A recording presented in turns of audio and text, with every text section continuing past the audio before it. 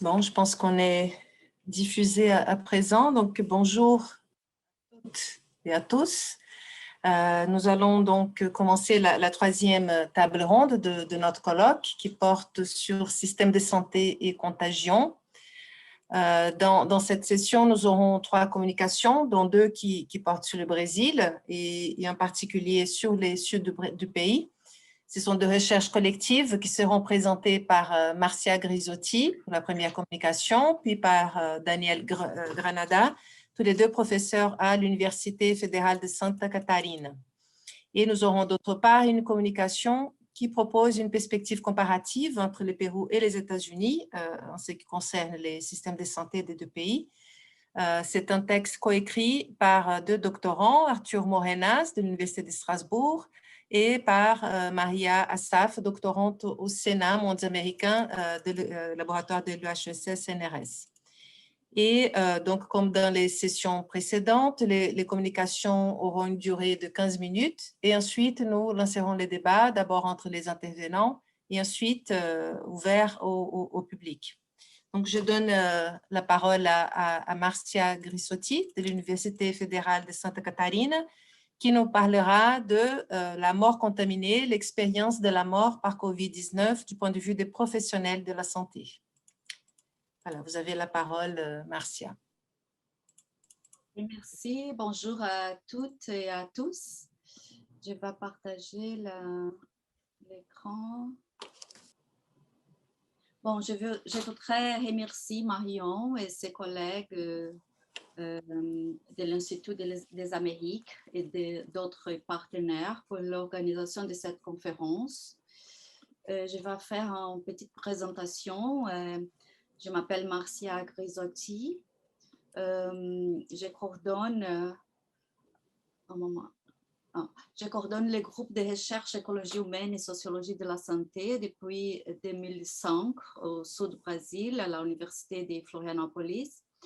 J'ai fait ma thèse de doctorat en 2003 où j'étudie la construction médicale et sociale de maladies émergentes parasitaires ou les cycles entre les masses et les humaines. Et en ce moment, je travaille dans les projets qui s'appelle la santé mondiale et dispositifs de surveillance de la santé dans le contexte des maladies infectieuses émergentes, études des cas au Brésil et au Uruguay, notamment les cas de tuberculose bovine et leishmaniose viscérale canine. Sentinelle des pandémies, aspects sociaux et politiques de la surveillance et du contrôle des maladies d'origine zoonotique. Un projet que je travaille, ça fait longtemps, dans la région de l'Amazonie. J'ai présenté en 2015 un travail à l'Institut des Amériques aussi sur les sujets, qui s'appelle Après les barrages hydroélectriques, la santé toujours oubliée en Amazonie brésilienne. Et la COVID au Brésil, analyse et réponse aux impacts sociaux de la pandémie sur les professionnels de la santé et les populations en isolement. Je voudrais, pour commencer, récupérer un argument dont on a parlé beaucoup dans la science d'hier. Contrairement à l'argument selon lequel l'émergence de COVID-19 au Brésil a causé des problèmes sociaux, nous soutenons que l'épidémie a mis en évidence de manière beaucoup plus latente les énormes problèmes sociaux et économiques qui existaient déjà avant l'épidémie dans le pays. Et je remarque cet argument parce qu'hier, on a parlé beaucoup sur ça et je pense que dans l'Amérique latine, ça, c'est une question très importante pour le débat. Une petite introduction sur le thème. Des pandémies se sont produites tout au long de l'histoire et ont provoqué des profondes perturbations dans le système social. Qu'avons-nous appris de l'histoire sociale des épidémies? Malgré les avancées scientifiques et technologiques des siècles derniers, nous n'avons concrètement, pendant un an de la pandémie, que des dispositifs de biosécurité et des pratiques existant bien avant la description de la théorie des germes. Quarantaine, installation de cordons sanitaires aux frontières des États-nations, isolement, et je parle physique parce que c'est une erreur de dire isolement, distance sociale. Je parle d'isolement physique et utilisation des masques. L'isolement ou la résistance à celui-ci est une pratique multiples variantes selon qui et où il est isolé et sa mise en œuvre en tant que stratégie de santé publique met en évidence une série de défis et de conséquences sociales. Le poids des inégalités sociales et l'existence de nombreux groupes vulnérables devient évident lors de l'adoption des mesures d'urgence pour contrôler les épidémies. Après tout, comment la distanciation sociale, entre guillemets, pour les groupes économiques vulnérables est-elle proposée? Comment rendre l'hygiène possible dans les lieux dépourvus de l'infrastructure d'assainissement de base? Au Brésil, par exemple, 48% de la population ne dispose pas de collecte des eaux usées. En général, la réponse politique est, dans ce cas, il n'y a rien à faire. De l'autre côté de ces scénarios, les professionnels de santé sont placés en première ligne face à une situation de risque et d'incertitude, où la transmission par le contact dépend des caractéristiques du virus et des personnes infectées dont ils doivent prendre soin et aussi sur les conditions de travail. Dans le contexte d'un monde globalisé, marqué par la circulation rapide des personnes, des animaux, des plantes et des biens qui intensifie la propagation des micro-organismes, la distance physique recommandée comme mesure officielle par le gouvernement pour contenir la courbe d'épidémie a par conséquence des impacts sociaux, culturels, économiques profonds, ainsi que des stratégies de résilience face à l'incertitude. Il y a plusieurs dimensions d'analyse découlant de cette expérience, ainsi que la prospection de nouveaux agents de recherche, la capacité de réponse du système de santé, la capacité et type d'enregistrement des épidémies, la production de connaissances, le rôle de l'Organisation mondiale de la santé, la fragilité du pacte fédératif au Brésil, la relation entre les niveaux régional, municipal et fédéral, les processus de centralisation, décentralisation, la définition des activités essentielles, la notion du corps sans immunité. Il y a plusieurs dimensions analytiques. À partir de ces différentes dimensions analytiques de la pandémie, cette présentation analyse le processus de décès par COVID-19 du point de vue des professionnels de la santé. Les médecins, infirmières, travailleurs sociaux, techniciens et infirmières, psychologues et physiothérapeutes qui travaillent directement ou indirectement avec les patients de COVID-19 dans 2 municipalités de l'État de Santa Catarina. Et vous voyez les maps et l'État de Santa Catarina, c'est au sud du Brésil. Vous avez reçu des informations sur ce qui arrivait à Manaus, au nord du Brésil, mais certaines villes de l'intérieur du sud du Brésil avaient également des problèmes comme Manaus, par exemple des manques de respirateurs et des médicaments pour l'intubation.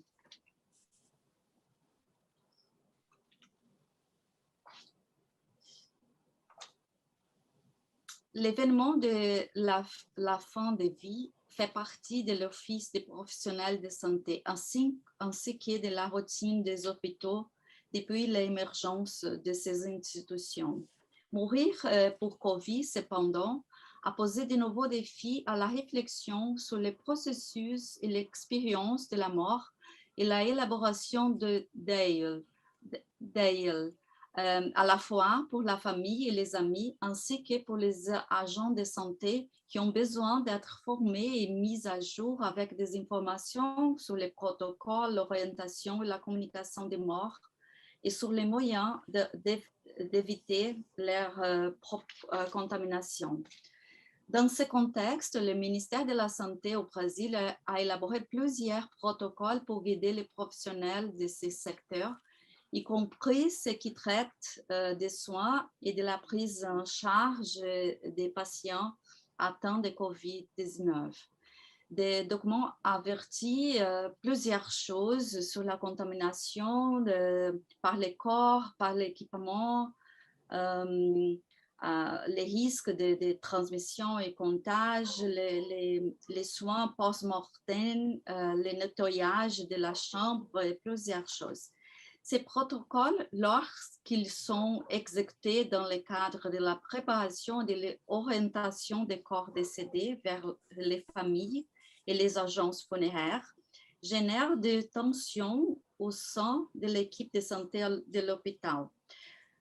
Voici quelques réflexions qui ont émergé dans des entretiens avec les professionnels. Pour les professionnels de la santé, la mort par COVID chez les personnes hospitalisées est encadrée comme une mort difficile, combinant des sentiments d'abandon et de solitude dus à des protocoles qui restreignent les contacts entre les membres de la famille et l'équipe de santé avec les patients, ainsi qu'en raison de la permanence prolongée des patients qui ont besoin d'une ventilation mécanique aux soins intensifs. Le moment de suivi des membres de la famille est perçu comme critique aux yeux des professionnels de la santé. Je ne vais pas lire tous les récits, mais seulement les premières. J'ai accompagné une famille qui est allée identifier les corps d'un COVID. Et c'était assez choquant pour moi, vous savez. Je ne peux donc pas dire ce que nous exposons à la famille dans cette situation, parce que le corps doit sortir du centre des maladies respiratoires à la clinique dans un sac, et ce sac, il n'est pas ouvert. Il doit entrer dans ce sac. Il doit l'enterrer dans le sac, à l'intérieur des cercueils, sans que la famille l'ouvre et regarde. Mais comme il y a des personnes extérieures des autres endroits, la famille doit reconnaître le corps. Donc, en tant qu'infirmière, on fait quoi? Nous avons habillé toute la famille avec tous ces matériels dont nous avons parlé. Les tabliers, les boucliers faciaux, la N95, les masques, les gants, tout. Ensuite, nous accompagnons membres de la famille montrant seulement la tête du sac. Jusqu'à là, au niveau du visage de la personne, ils regardent. Vous reconnaissez la personne et elle ne peut pas rester longtemps. Tu ne peux pas l'embrasser. Les changements évidents dans la relation avec le corps et avec les rites qui accompagnent la fin des vies dans les situations ordinaires, dans les routines des hôpitaux finissent par être modifiés en raison de la pandémie. Les protocoles de sécurité pour les décès dans le cas de COVID-19 tendent à objectiver davantage les processus de décès, démontrant que même si nous convenons qu'il existe des tendances d'individualisation de l'éloignement des personnes âgées, de la coexistence avec des jeunes, dans le cas de COVID, les restrictions imposées rendent la fin de la vie encore plus souffrante dans la perception des travailleurs.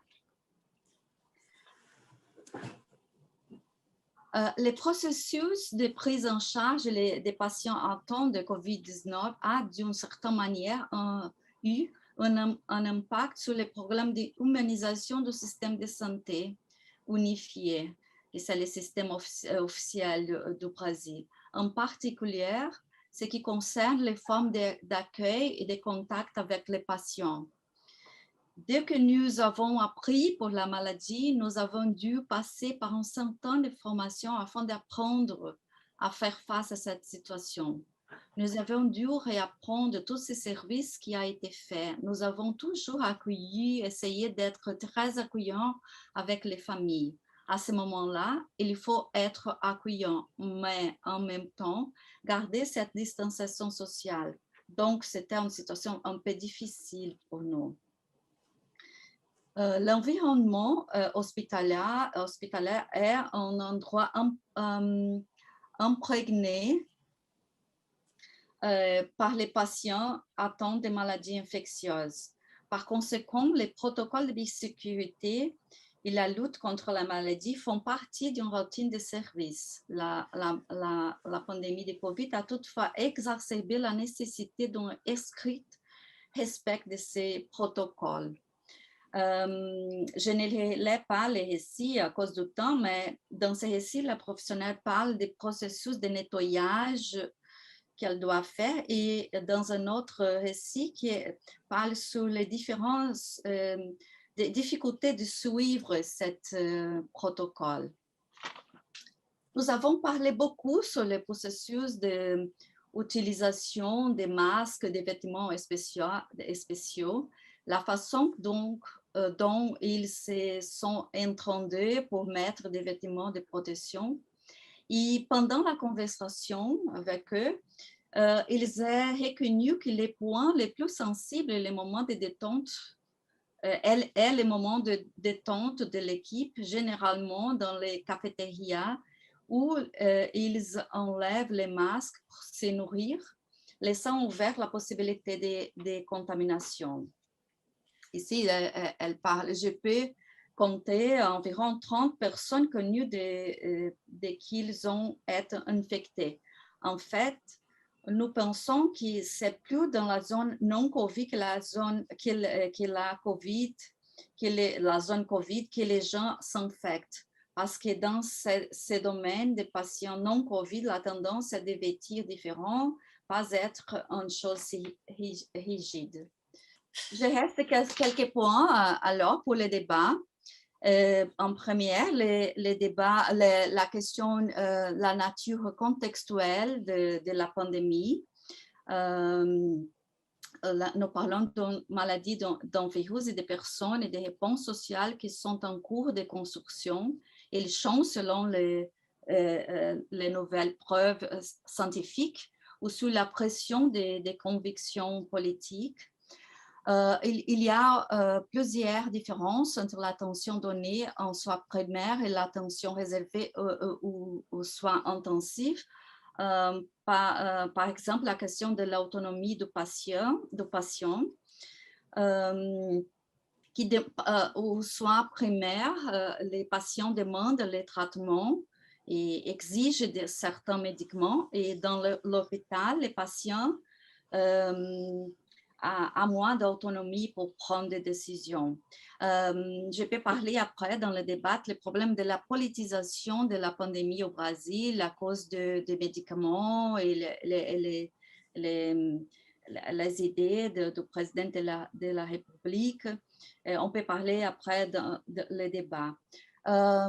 Et aussi, il n'y a pas de catégorie homogène des professionnels de la santé.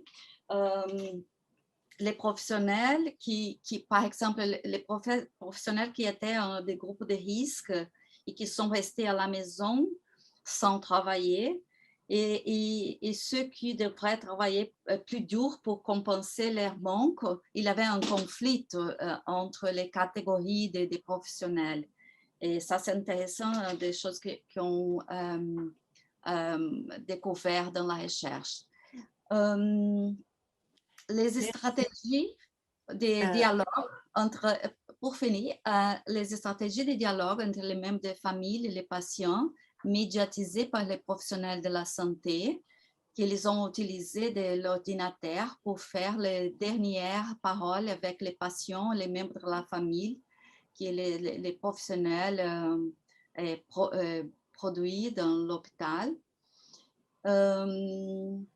Et la spiritualité aussi, c'était une chose qu'à la fin, on a découvert comme une stratégie pour supporter et donner des sens pour le travail qu'ils ont fait dans l'hôpital. Et pour finir, hier, il y avait une discussion sur la question symbolique, la question posée hier sur le rapport symbolique à la mort entre les peuples asiatiques et latino-américains. Je pense que la mort est et sera toujours un événement dramatique dans n'importe quelle culture. La banalisation de la mort peut exister dans les médias sous la base d'un événement idéologique ou politique, mais dans l'expérience subjective de la mort, dans l'intimité de l'expérience de ces processus, nous sommes encore humains. Au moins, les professionnels de la santé de nos recherches l'ont montré. Merci beaucoup. Merci Marcia. Donc, on passe rapidement à la deuxième présentation. Donc, un regard croisé sur les défis de l'assurance santé en temps de COVID dans les Amériques, les cas du Pérou et des États-Unis. Donc, ça va être une présentation à deux voix par Arthur Morenas de l'Université de Strasbourg et Maria Saf de l'HESS.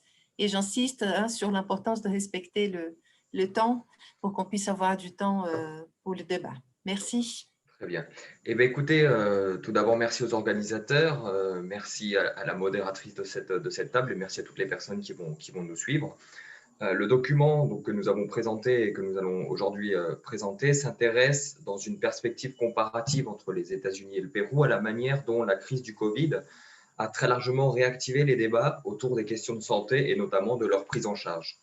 Alors bien évidemment, les situations ne sont pas complètement comparables sur le plan matériel entre ces deux pays, mais il n'empêche que la pandémie a ouvert une très large brèche dans la légitimation politique et sociale des questions d'universalisation de la couverture de santé au sein de ces deux pays.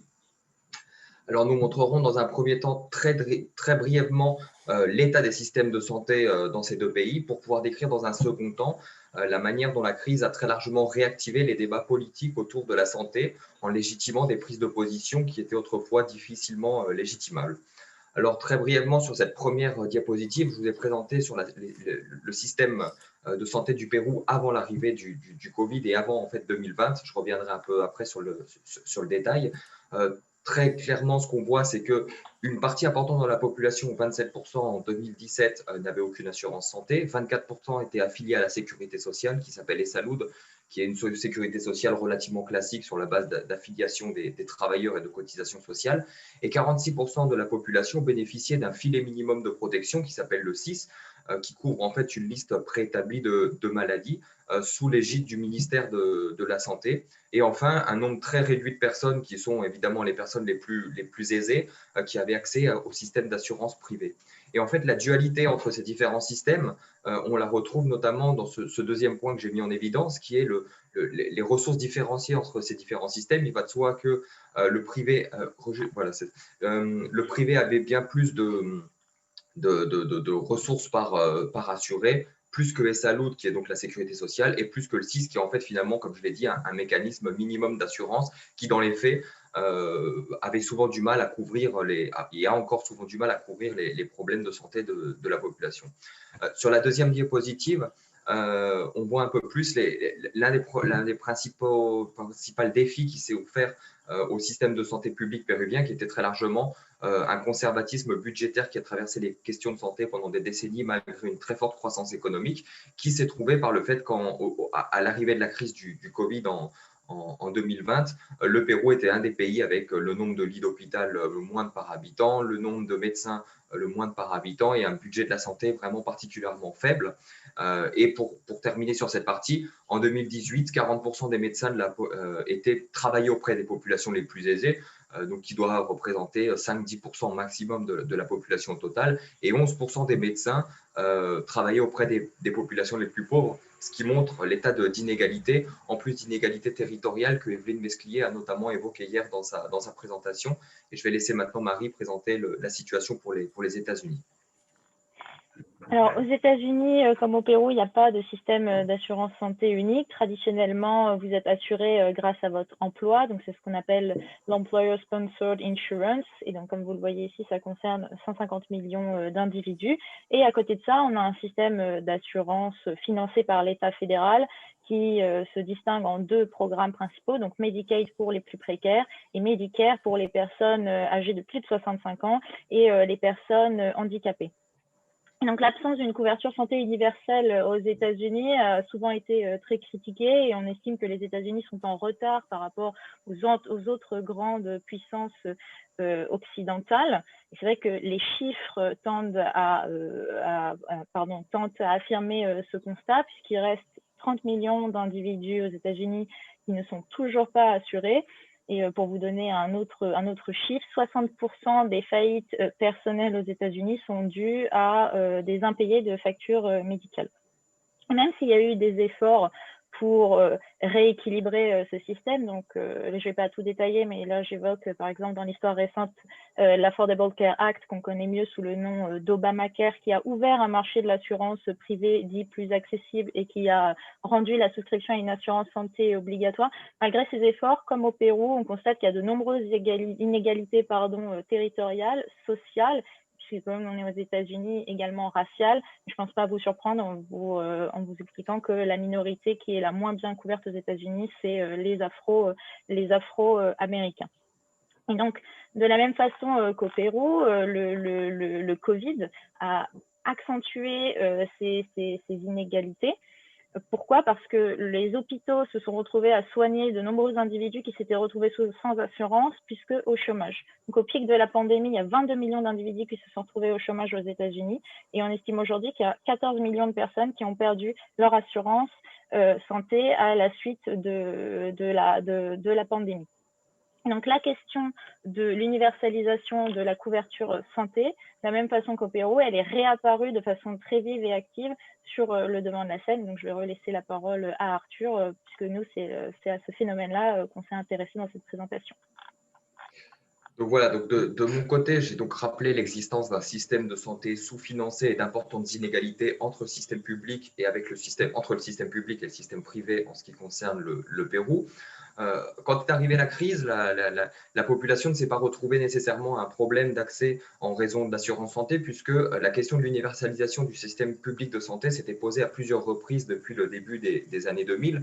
Je ne rentre pas dans le détail, ça a été présenté dans le document qu'on a rendu, mais la dernière mesure en date a été celle de l'universalisation du SIS, donc ce système minimum d'assurance santé pour les populations les plus pauvres. Donc en fait, les quelques 20% des populations qui n'avaient aucun système de santé ont été passées automatiquement au SIS, juste au début des années 2000, quelques semaines avant l'arrivée de la pandémie. En fait, le problème qui s'est posé au Pérou a été très largement le fait que la pandémie a révélé le sous-investissement et l'état du système public de santé de manière générale et aussi, d'une certaine manière, l'inégalité entre les deux systèmes publics, le SIS et Salud, j'y reviendrai après. Les hôpitaux publics ont été débordés, ce qui a posé la question de l'accès aux cliniques et aux hôpitaux privés. Les prix de l'oxygène ont été multipliés par 10 ou encore l'accès à des tests de dépistage qui étaient très difficiles et qui sont encore très difficiles à accéder dans le système public ont connu des prix extrêmement importants dans le secteur privé, entre 100 et 200 euros pour des tests de dépistage. Donc en fait, cette grave situation a permis d'une part une véritable prise de conscience de la nécessité d'unifier les deux systèmes publics, le SIS et Salud, ou en tout cas d'aller vers une unification. Alors c'est toujours difficile de proposer ou de savoir ce qui va se passer, d'une part parce qu'on est dans un contexte de renversement permanent des différents gouvernements péruviens depuis 5 ans, donc il n'y a pas de stabilité qui permettrait de mener à bien cette proposition qui a, si j'en crois les lectures que j'ai faites, a mis notamment 20 ans au Brésil pour unifier les systèmes publics de santé. Donc ça prendra du temps, mais en tout cas il y a une volonté politique, ou en tout cas la crise a mis en évidence cette nécessité d'une unification des deux systèmes de santé, et une commission multisectorielle a été convoquée il y a quelques mois pour faire des propositions techniques. Donc on verra qu'est-ce qu'il en ressortira. D'autre part, et c'est là l'un des points centraux, la crise a très largement, et comme je l'ai mis en évidence, montré le sous-investissement dans le système de santé. Alors là encore, il est toujours difficile de savoir comment est-ce que les choses vont évoluer, notamment en prenant le fait qu'on est actuellement en campagne électorale. Mais dans le cadre de cette campagne électorale, justement, les questions de santé ont été particulièrement importantes et les principaux candidats ont tous proposé l'augmentation du budget de santé. Alors ce budget de santé, il a déjà augmenté d'une dizaine de pourcents entre 2020 et 2021. Après, il y a des débats techniques autour de quelles lignes budgétaires ont été augmentées, etc. Je ne rentre pas dans le détail, mais en tout cas, voilà, il y a déjà eu un effort de ce côté-là. Et pour ne parler que des candidats qui sont actuellement au second tour de l'élection qui auront lieu en début juin, le candidat de gauche, Pedro Castillo, propose de faire passer les dépenses de santé à 10% du PIB. Elles sont à 3% actuellement. Encore une fois, je ne dis pas est-ce que ce sera possible ou pas. Voilà, ça dépendra d'un certain nombre de facteurs politiques, techniques, etc. que je ne présente pas ici. Mais voilà, en tout cas, la volonté politique et la légitimation de questions qui étaient auparavant très peu posées et encore là très visibles. Et la candidate de droite, Keiko Fujimori, propose de le faire passer à 7% du PIB. Donc de 3 à 7%, c'est moins important que le candidat de gauche, mais c'est toujours, si ça venait à être mis en place, ce serait une évolution assez importante. Encore une fois, je ne rentre pas dans le détail des modalités sur lesquelles ce budget pourrait être augmenté. Voilà, il peut y avoir aussi des différences dans les programmes. Et le dernier point que je vais souligner, plus pour le mettre au débat, c'est que la question du privé est bien moins taboue qu'auparavant. Lors de la crise, j'évoquais l'accès aux cliniques privées. Le président Martín Vizcarra avait menacé les cliniques privées d'expropriation temporaire, si elles ne prenaient pas en charge ou elles n'arrivaient pas à un accord avec le ministère de Santé pour la prise en charge des patients des systèmes publics. Alors bien évidemment, l'accord qui en est sorti n'a pas été particulièrement révolutionnaire. Il a permis l'accueil d'un nombre réduit de personnes. Mais toujours est-il que dans la population, et ça c'est des enquêtes d'opinion qui le révèlent, le privé est beaucoup moins, alors je ne dirais pas sacralisé, mais voilà, le fait de pouvoir faire des bénéfices dans les questions de santé est vu de manière beaucoup plus négative qu'elle ne l'était auparavant. Et ça peut éventuellement permettre des évolutions à moyen et long terme. Et je vais maintenant laisser Marie présenter la situation aux États-Unis. Alors longtemps, aux États-Unis, l'universalisation a paru complètement impossible, même si on distingue des dynamiques historiques un peu plus longues qui montrent que la question s'est toujours posée. Notamment en sortie de la guerre, on a tendance à l'oublier, mais le président Truman avait proposé une forme d'assurance universelle qui était très populaire auprès de la population, mais les médecins s'y sont opposés et le Congrès qui a été passé républicain a enterré le projet. Il n'empêche que, et là en fait on s'inscrit dans la critique classique de l'État-providence aux États-Unis, à savoir ça coûte trop cher, ça va à l'encontre des libertés individuelles, l'ingérence de l'État, et il y a un aspect négatif socialement, c'est que ça encourage à la dépendance des individus vis-à-vis de l'État fédéral. Mais qu'importe, aujourd'hui, aux États-Unis comme au Pérou, le contexte de la crise couplé à celui de l'élection présidentielle a agi comme un accélérateur du débat autour de la nécessité de l'universalisation. Déjà en 2008, on avait ce phénomène au lendemain de la crise financière et ça a débouché notamment sur l'Obamacare que j'évoquais plus tôt. Et ça a été au cœur des débats de la primaire démocrate en 2016, en 2020, notamment poussé par le succès relatif de l'outsider de l'aile gauche du parti, qui est le sénateur Bernie Sanders. Et donc, de façon très marquée en 2020, ce contexte particulier a obligé les autres candidats à se positionner plus clairement sur la question de l'universalisation. Et donc là, ce qu'on voit, c'est de la même façon qu'au Pérou, c'est qu'à la fois dans la population, puisqu'il y a des sondages qui ont été faits aussi, le système états-unien qui coûte très cher et qui est très inefficace est de moins en moins populaire, y compris auprès des électeurs républicains. Je pense que c'est important de le souligner parce que Donald Trump avait mené toute une campagne pour essayer de démanteler l'Obamacare et qui a complètement échoué parce que même l'Obamacare qui était très controversé aujourd'hui semble quasiment intouchable. Et c'est une idée qui est devenue aussi assez populaire auprès des médecins qui, comme je l'ai dit au début, s'opposaient généralement à l'universalisation et auprès des instances politiques et en particulier au sein du Parti démocrate poussé par son aile gauche.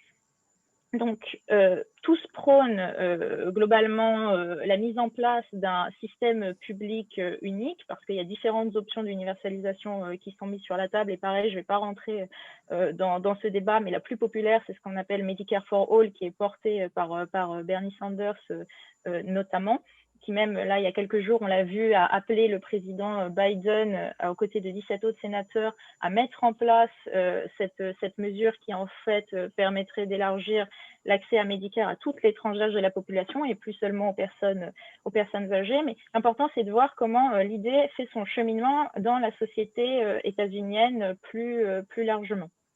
Je vais m'arrêter, puisqu'on parle des perspectives futures, et un peu comme Arthur, je pense que c'est difficile de parier sur l'avenir, mais bon, le président Joe Biden a été élu. Jusqu'alors, il a toujours refusé la question de l'universalisation de la couverture santé. Il lui prépare une option publique qui se traduit globalement par un renforcement des propositions de l'Obamacare.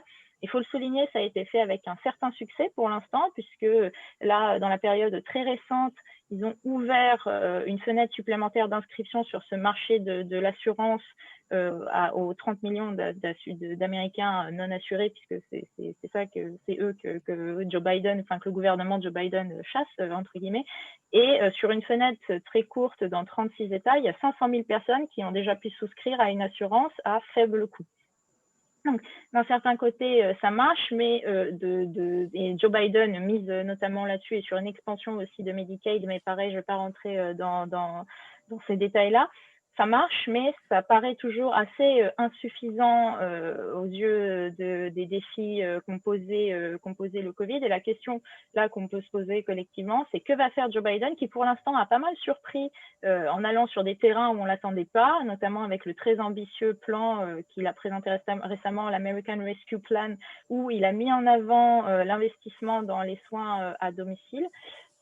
Et on le compare souvent à Franklin Roosevelt. Et la question en fait de savoir, c'est est-ce que Joe Biden va réussir son rendez-vous avec l'histoire en proposant des réformes de santé plus ambitieuses que ce qui a été fait pour l'instant et auxquelles il s'opposait quand même fortement jusqu'alors.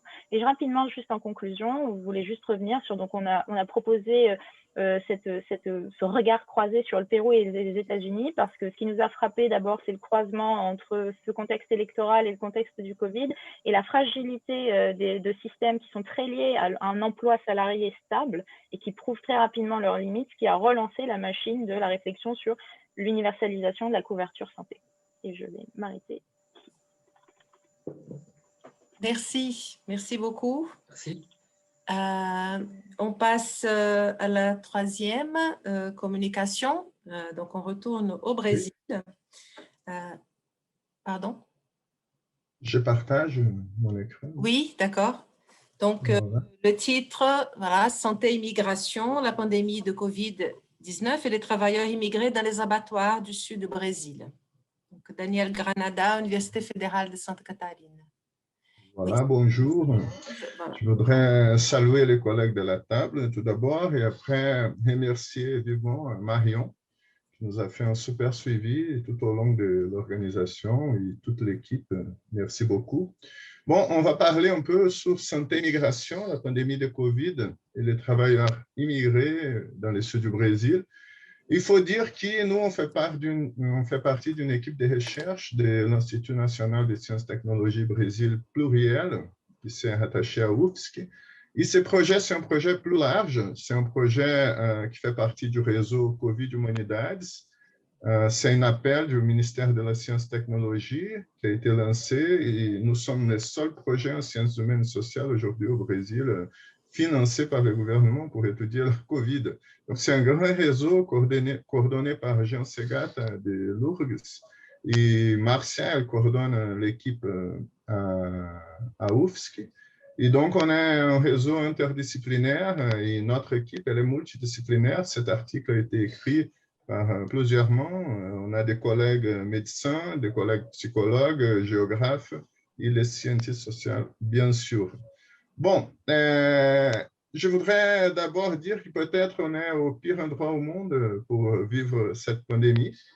On a un gouvernement qui, vous savez, il est négationniste.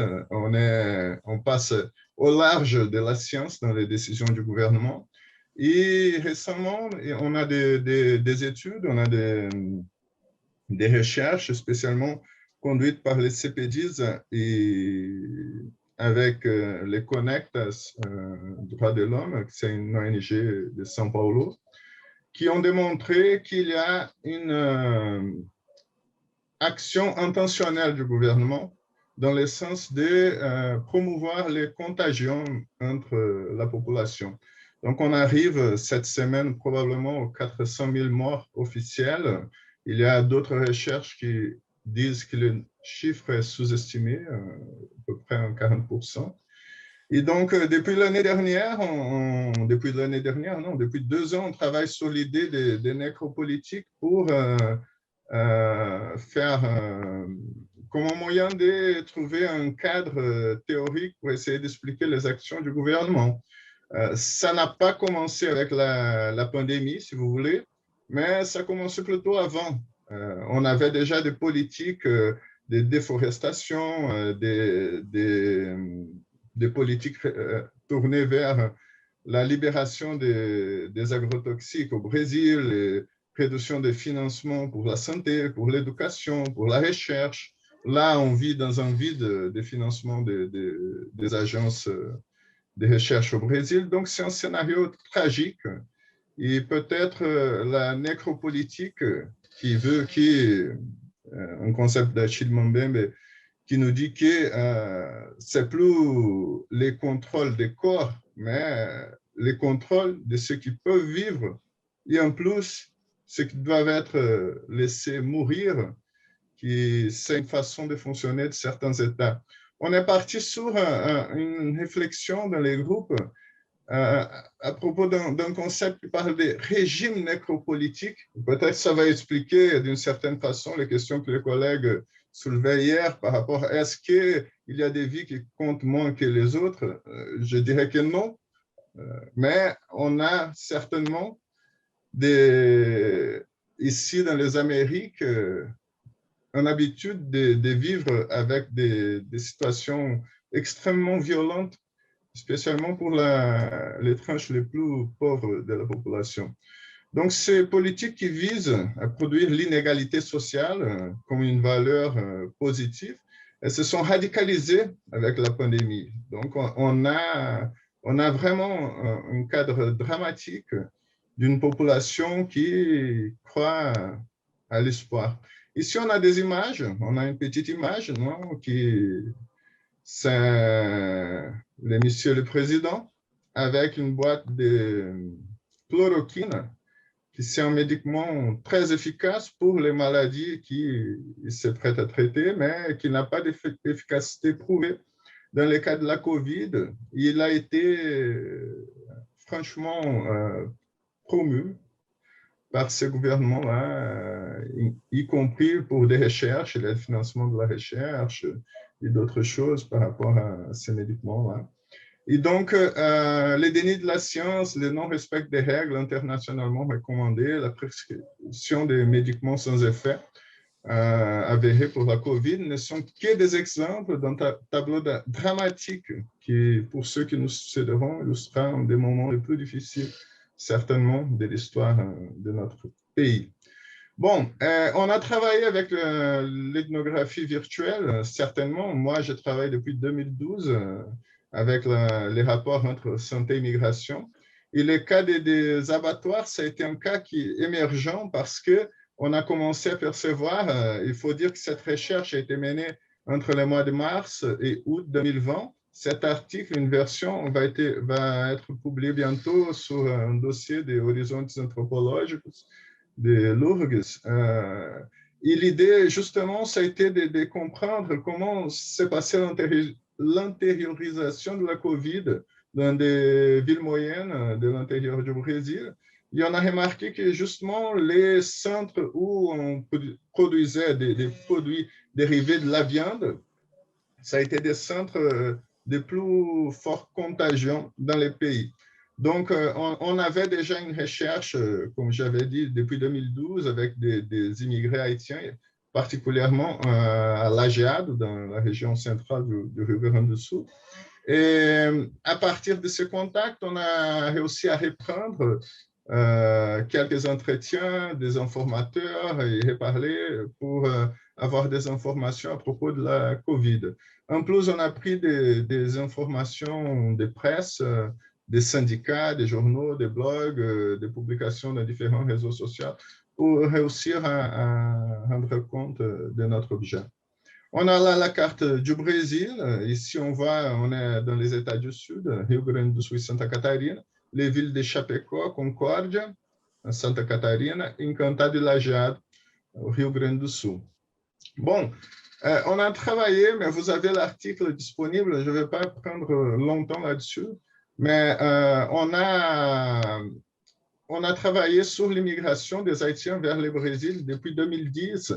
Et donc, on avait à l'époque un contexte de croissance économique, ce qui faisait qu'on n'avait pas beaucoup de main-d'œuvre pour travailler dans les abattoirs, car c'est un travail très pénible et mal rémunéré.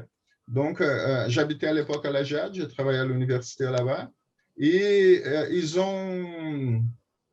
il y a une entreprise qui est allée dans le nord du Brésil et elle a recruté 50 Haïtiens qui sont venus en bus. C'est comme venir de Russie, de Moscou à Paris, à peu près de l'Acre jusqu'à Rio Grande do Sul. Ils ont passé 3 jours dans les bus, ils sont venus. Moi, j'ai participé à l'accueil de ces immigrés. Et après ça, c'est créé un flux spontané des Haïtiens qui venaient travailler dans les frigoríficos du Rio Grande do Sul. Santa Catarina a eu une dynamique un peu différente. On a eu des secteurs de la construction civile aussi qui ont été des acteurs pour chercher des immigrés dans les régions nord. Bon, on a travaillé pendant la recherche, on a trouvé un document très riche et très intéressant de l'Académie, publié par l'Académie nationale de médecine, qui parlait des abattoirs, un objectif plus important pour la prévention de la COVID.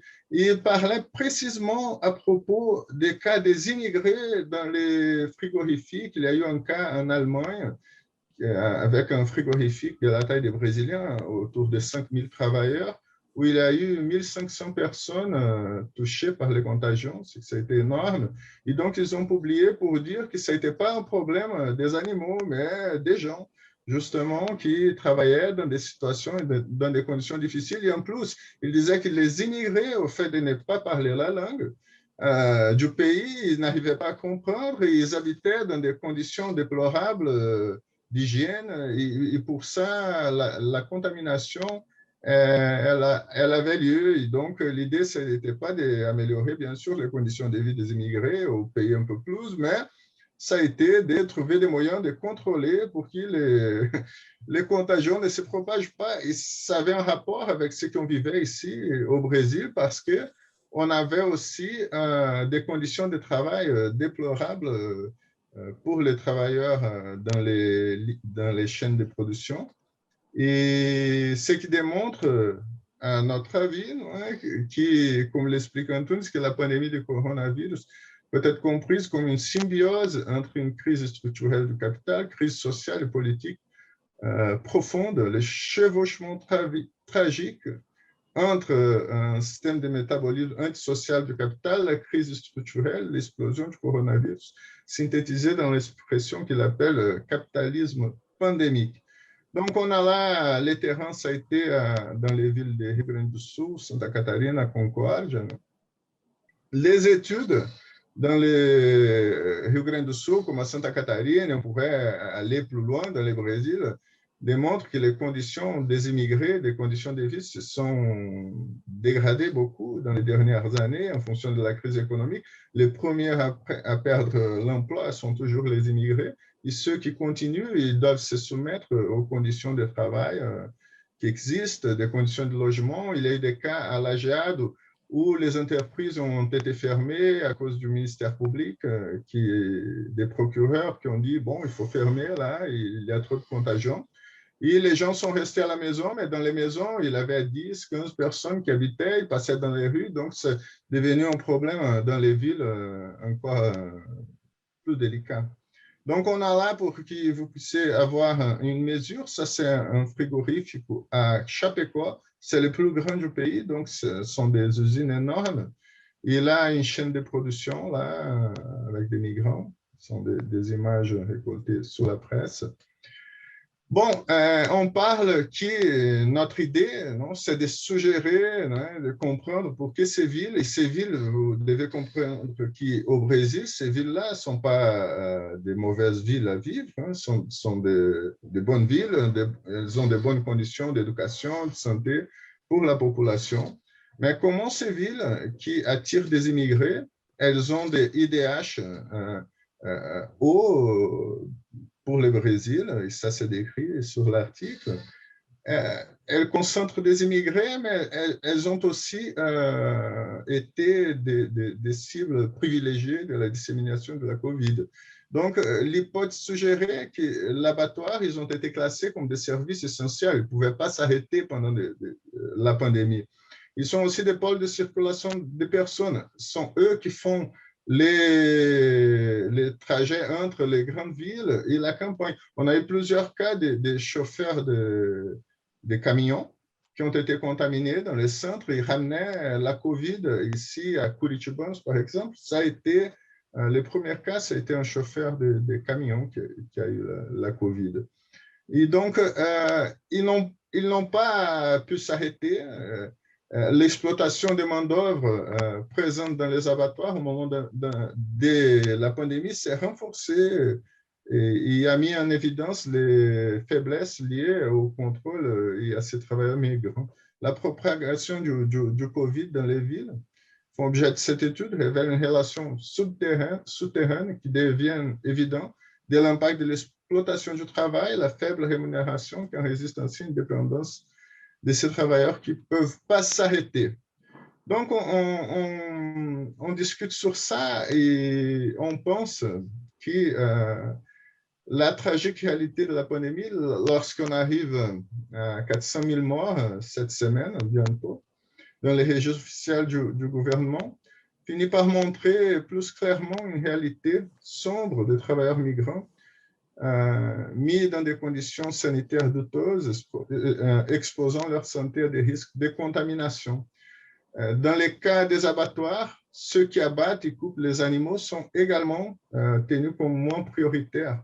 C'est un secteur dans lequel la production est essentielle et les gens sont jetables. Le contrôle des corps, dans ces cas, implique ceux dont les corps ne peuvent pas s'arrêter de produire. Et s'ils s'arrêtent à cause de la maladie, ils peuvent être remplacés à faible coût. La nécropolitique agit ici d'une manière, dans un contexte où le maintien des activités essentielles à la vie de certaines personnes peut mettre en jeu la vie de ceux qui ne peuvent pas, qui peuvent tomber malades ou mourir. Ainsi, chez les abattoirs de la région sud du Brésil, se constitue un triste scénario.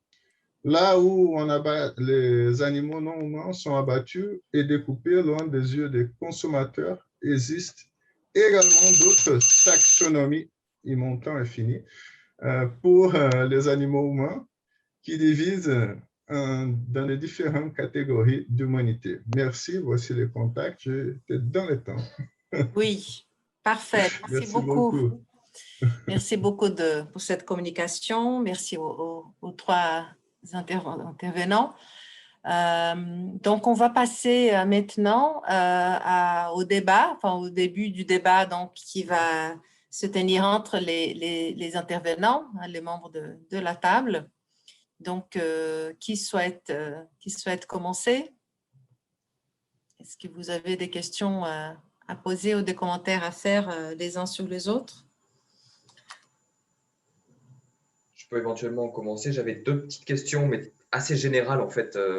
La première, pour les deux autres tables sur le Brésil, bon, ça va plus un peu dans le sens des préoccupations que nous on a soulevées dans le cadre de notre présentation, qui est à savoir le contexte de 2022. Il me semble qu'il y aura des élections au Brésil.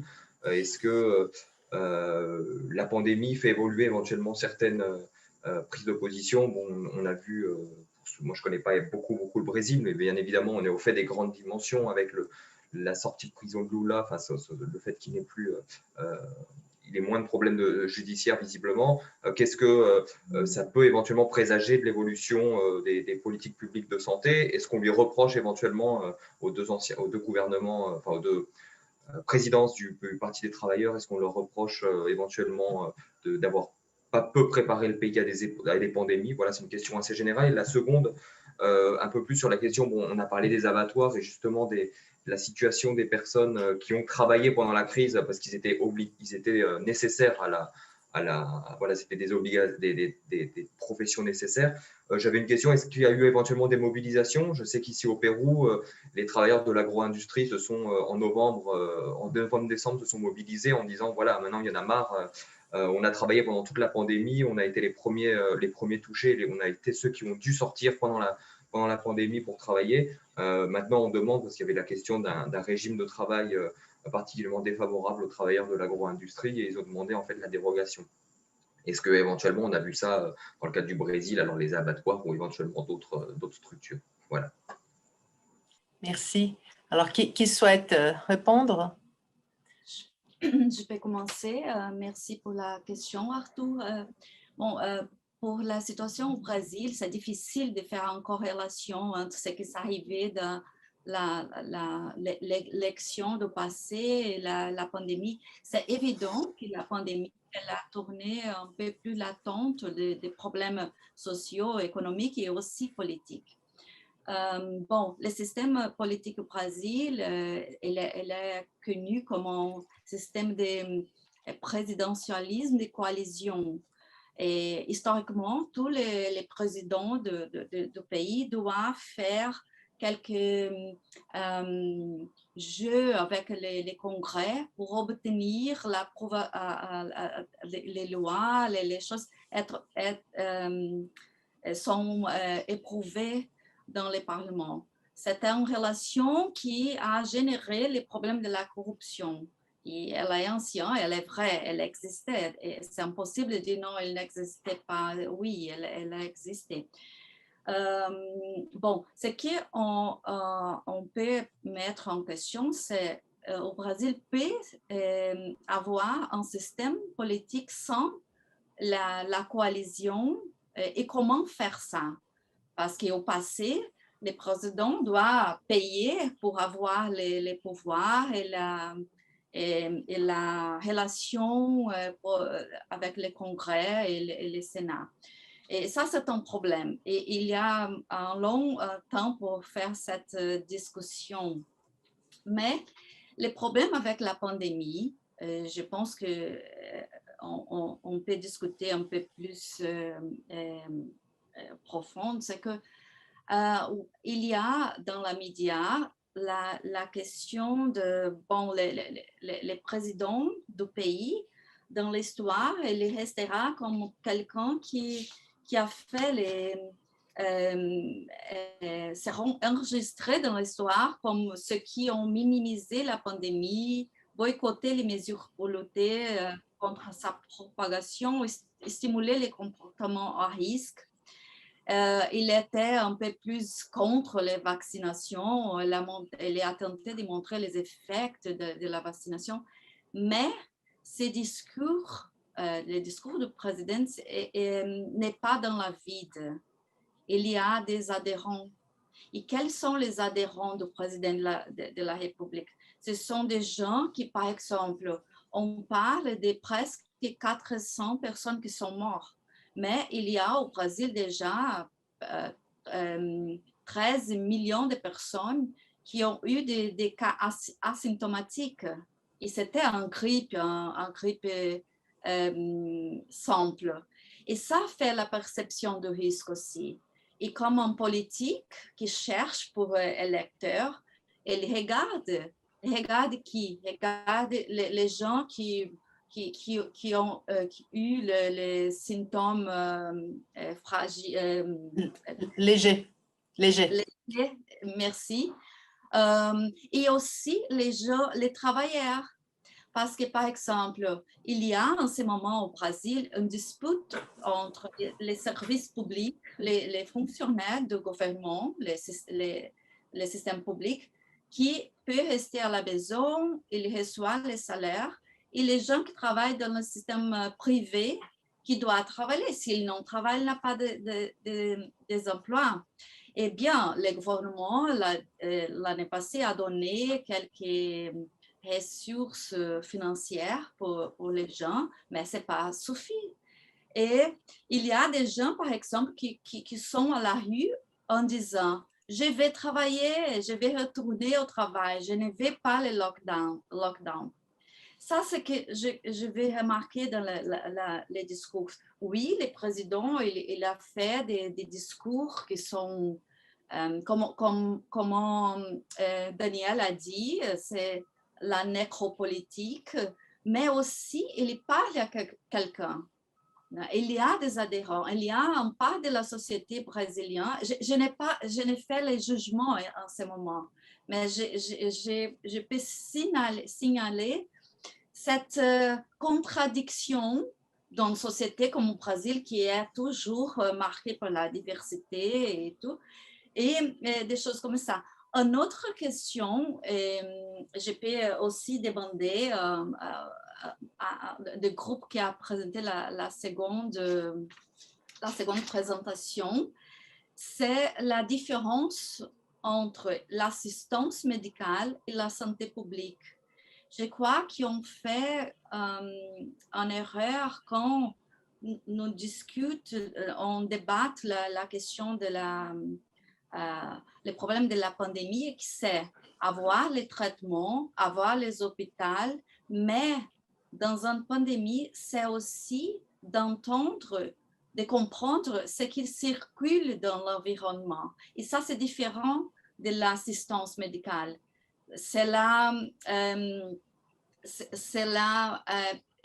recherche écologique, savoir en Amazonie, je travaille là, ce qui circule, la malaria, il y a plusieurs pathogènes.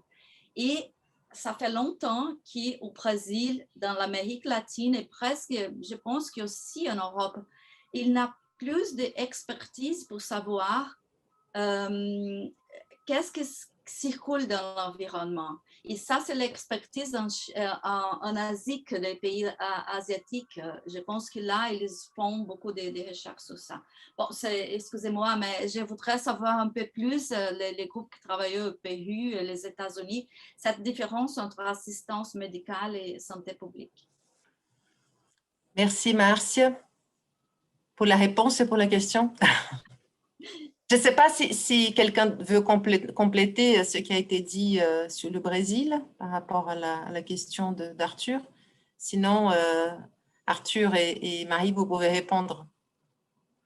D'accord. Bah, merci beaucoup déjà pour vos présentations. Un peu comme Arthur, moi je connais très très mal le cas du Brésil, mais je vois aussi des similitudes avec le territoire états-unien se dessiner sur la question de la gestion, sur la question du burn-out du personnel hospitalier. Ça a beaucoup été évoqué aux États-Unis. On a même parlé de formes de PTSD. Moi, là-bas, je travaille sur les personnes handicapées, donc c'est un sujet, la santé mentale, qui m'intéresse beaucoup. Pour essayer de répondre à votre question sur la distinction entre l'assistance médicale et la santé publique, je pense, et ça recoupe un peu, mais je veux pas anticiper sur le Pérou, mais en tout cas sur les États-Unis que je connais un peu mieux. Je pense que ça recoupe ce que je disais sur l'idée que les États-Unis sont en retard par rapport aux grandes puissances occidentales, et je suis d'accord, en retard aussi par rapport maintenant aux puissances asiatiques. C'est vrai que la santé a longtemps été très négligée aux États-Unis par rapport à l'éducation, par exemple, ou au travail, qui est un thème central de la vie des Américains. Et donc, si j'ai bien compris, vous cherchez à savoir, parce que pour vous, l'assistance médicale, c'est vraiment comment on soigne les personnes au quotidien, donc comment on leur administre des soins de santé, finalement, respiratoires, etc., par exemple dans le cas du Covid, par rapport à la santé publique, qui serait une réflexion plus large sur qu'est-ce que c'est que la santé d'une nation, comprise dans les institutions et la façon dont les institutions peuvent anticiper des crises. Est-ce que c'est ça ou pas, ou alors parce que si c'est ça, oui, les États-Unis ont été un très très mauvais élève, je pense là-dessus. Et c'est dû à des années de sous-investissement dans ces sujets.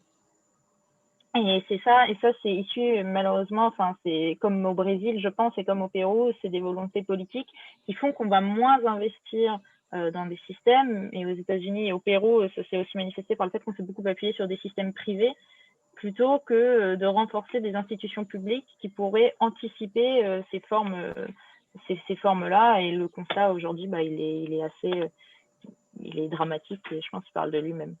Voilà, je vais m'arrêter là. Je pense que si Arthur veut compléter sur le cas péruvien. Oui, assez brièvement, voilà, j'ai un peu compris la question dans le même sens que toi, Marie. En ce qui concerne le Pérou, voilà, on a effectivement, j'évoquais le manque d'investissement dans les questions de santé. Alors, je ne suis pas spécialiste de la manière dont fonctionne au Pérou la recherche, notamment en sciences de la Terre ou biologie, etc.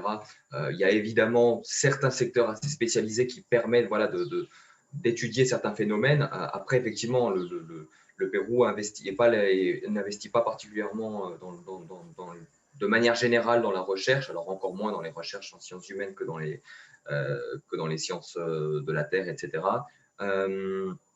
Mais effectivement, on a quand même, voilà, il y a un manque d'investissement et sur la prise en charge globale. Evelyne Mesclé parlait un petit peu hier des questions, voilà, l'accent est souvent mis sur la gestion des risques face à des possibles tremblements de terre, face à des phénomènes comme El Niño, etc., qui ont aussi des conséquences de santé particulièrement importantes. Quand on a des débordements d'eau, etc., ça génère un certain nombre de problèmes. Il y avait la question de la dengue qui s'est posée juste avant l'arrivée du Covid, qui recommence à se poser actuellement. Mais en général, c'est souvent par réaction que se produisent les politiques publiques dans ce domaine-là. C'est-à-dire, on a une épidémie de dengue qui apparaît, et ben on va faire des fumigations, on va essayer de traiter le problème, mais il y a relativement peu, en tout cas moi, pour connaître bien certaines régions de province où justement actuellement il y a des cas de dengue, il y a très peu de prévention sur comment est-ce qu'on va gérer les cours d'eau pour éviter justement qu'on ait de l'eau stagnante, la gestion des eaux usagées qui est extrêmement mauvaise dans certains endroits qui justement sont particulièrement propices au développement d'épidémies comme la dengue ou d'autres épidémies. Donc voilà, effectivement, il n'y a pas une approche globale, en tout cas, des questions de santé publique, ou en tout cas, il y a beaucoup de défauts dans ce domaine-là. Aussi, le fait qu'il y a beaucoup de spécialistes, et on l'a vu dans le cadre actuel du Covid, il y a beaucoup de spécialistes péruviens qui travaillent actuellement à l'étranger. Un spécialiste qui intervient régulièrement sur les plateaux télé, qui travaille pour le gouvernement en Angleterre, le gouvernement anglais en Angleterre. Donc voilà, on est quand même face à une situation compliquée. Le Pérou a très peu de spécialistes. En plus, la plupart de ces spécialistes sont partis à l'étranger. Donc voilà, on est aussi face à ces questions-là. Merci. Est-ce qu'il y a d'autres questions? François Michel voudrait poser une question. Oui, merci beaucoup. Moi, je voulais revenir un petit peu sur le concept de nécropolitique qui me paraît très intéressant dans le cadre de la Covid et particulièrement dans l'échantillon des pays qui sont représentés. Et cette question pourrait amener non seulement les intervenants de cette table ronde, mais éventuellement d'autres participants à s'exprimer. Donc la nécropolitique, c'est l'idée qu'au-delà de ce qui vient d'être décrit par Arthur ou par Marie, c'est-à-dire des trous dans la raquette, on va dire, c'est-à-dire des systèmes qui sont inefficaces, qui sont mal pensés, des choses auxquelles on n'a pas réfléchi, il y a derrière l'idée que l'État, en fait, naturalise certains décès et l'idée que finalement, il est normal, pour le dire vite, il est normal que les pauvres meurent plus tôt et donc il n'y a pas nécessairement besoin d'y remédier. C'est simplement un fait de la vie. Et c'est tout à fait ce qu'on a entendu tant de Donald Trump que du président Bolsonaro au début de la crise. C'est il y a une épidémie, des gens meurent, voilà, c'est comme ça, ils étaient vieux, ils étaient plus fragiles, c'est la main de Dieu. Voilà. Et donc, cette idée rejoint quand même quelque chose qu'on entendait déjà avant, particulièrement au Brésil, mais c'est le cas aussi aux États-Unis. Et justement, ma question serait de savoir si c'est valable pour les autres pays. Ce discours était déjà naturalisé, par exemple, sur la violence dans les quartiers difficiles, dans les favelas au Brésil, où, oui, il y a 60 000 morts par an, qu'est-ce que vous voulez, ces quartiers sont violents, c'est comme ça. Et donc, ce concept de nécropolitique, voilà, je voudrais savoir si les différents participants qui sont autour de la table le trouvent pertinent et s'il correspond à quelque chose qu'ils voient dans d'autres pays, notamment que le Brésil, où il est particulièrement, je trouve, évident et surtout en ce moment, ou si, au contraire, ça ne leur paraît pas pertinent, c'est possible aussi. Je vais essayer, peut-être je ne vais pas tout à fait répondre, mais je vais poser d'autres questions. Mais je pense qu'on en a commencé. J'étais en France, j'étudiais en 2004, 2005, j'étais en France, j'étudiais les réseaux sociaux. Quand on a commencé avec les théories des réseaux sociaux à la fin des années 90, 2000, on a commencé à comprendre qu'on pourrait utiliser l'idée des réseaux sociaux pour comprendre la société depuis longtemps. Avec l'idée, la notion, on dirait, plutôt qu'un concept de nécropolitique, nous, on a été menés à penser que ces cadres théoriques qui veulent pas seulement que les gens devraient mourir, ils vont mourir parce qu'ils étaient vieux, non. Ici au Brésil, on a été démontré qu'on a des politiques pour favoriser les contagions. Si vous prenez, il faut lire les rapports des CPDIS, il est très intéressant parce qu'il montre qu'il y a une montée, une progression calculée pour faire que les gens ils soient exposés aux contagions. Donc, les autres questions par rapport au coup de populisme que le président y fait et tout ça, les questions qui jouent avec la masculinité, bon, si vous utilisez des masques, si vous prenez soin, vous n'êtes pas des hommes, vous êtes des faibles, et des choses comme ça. Ça joue dans l'esprit des gens des classes populaires. Aussi, les questions du paradoxe entre vous voulez travailler pour manger, ou vous restez à la maison et vous crevez de faim. Donc, il y a dans les esprits et dans une politique intentionnelle du gouvernement qui vise à empêcher la protection dans un cadre de santé collective. Le déni de la science, c'est un élément de plus dans ça. Donc, on a effectivement des politiques tournées vers les contagions, ce sont des politiques de la mort. Donc, il faut bien comprendre, il faut dire comment les choses elles sont et comment ça se passe. Ce qu'on est en train de réfléchir, c'est est-ce qu'on peut aller plus loin dans la compréhension, dans l'utilisation de ces cadres théoriques, si vous voulez. Est-ce qu'on peut penser le système colonial comme un modèle nécropolitique aussi? Est-ce qu'on peut aller là? On ne sait pas encore. On n'a pas encore. On y travaille. Mais on pourrait se demander, c'est possible. Hein? On a été victime des exploitations historiques. Ça n'est pas fini, ça continue. Hein? Mais là, c'est vrai qu'on vit dans un cadre assez singulier, je pense, dans le monde. C'est pour ça que j'estime que le cas brésilien il va falloir étudier pendant longtemps encore, parce que avec le démantèlement qu'on a ici dans les financements, dans les ressources, dans la précarisation du travail universitaire, on aura besoin de partenaires en dehors du Brésil pour réussir à bien mener nos recherches, parce que là, on arrive à bout de souffle. Et en plus, ce qui est plus paradoxal pour nous, nous, on est sur place. Donc, on vit cette réalité, c'est presque une réalité parallèle, parce que tout ce qu'on voit dans la science, le gouvernement, il fait le contraire. Et comme a bien remarqué Marcia, les gens y croient. On a 30% de la population liée à des réseaux religieux plus moins favorisés qui sont pour ça, qui qu'ils partagent des messages sur des réseaux WhatsApp avec des choses qui n'ont aucun sens, mais qui pour eux, ça dit quelque chose et c'est un moyen de renforcer ces liens. Donc, c'est vraiment une situation tragique. Marcia, elle a des espoirs. Moi, je pense qu'on ne peut pas sortir. On tourne en boucle. On n'arrive pas à s'en sortir. Je ne vois pas d'horizon. Marcel va me tuer, mais je ne vois pas d'horizon pour sortir de ces paradoxes-là qui a été créé. Bon, c'est ça que je peux contribuer. Je n'ai pas essayé de répondre, François, excusez-moi, mais c'est des réflexions que je voulais faire, que tu m'as provoqué avec tes réflexions. Merci. Je ne sais pas si Marcia veut complémenter rapidement la réponse, parce qu'on a d'autres questions avant de passer au débat général. Je vais ajouter très rapide une chose. Bon, Tom Jobim, les chanteurs, fameux chanteurs au Brésil, il a dit que le Brésil, ce n'est pas pour les principiants. Des débutants. Oui. Débutants. Et ça, c'est une chose intéressante suivant ce que Daniel a dit. Eh bien, je suis d'accord dans un point de la nécropolitique, mais je vais renforcer ce que j'ai dit avant. Les discours du président, il y a des adhérents.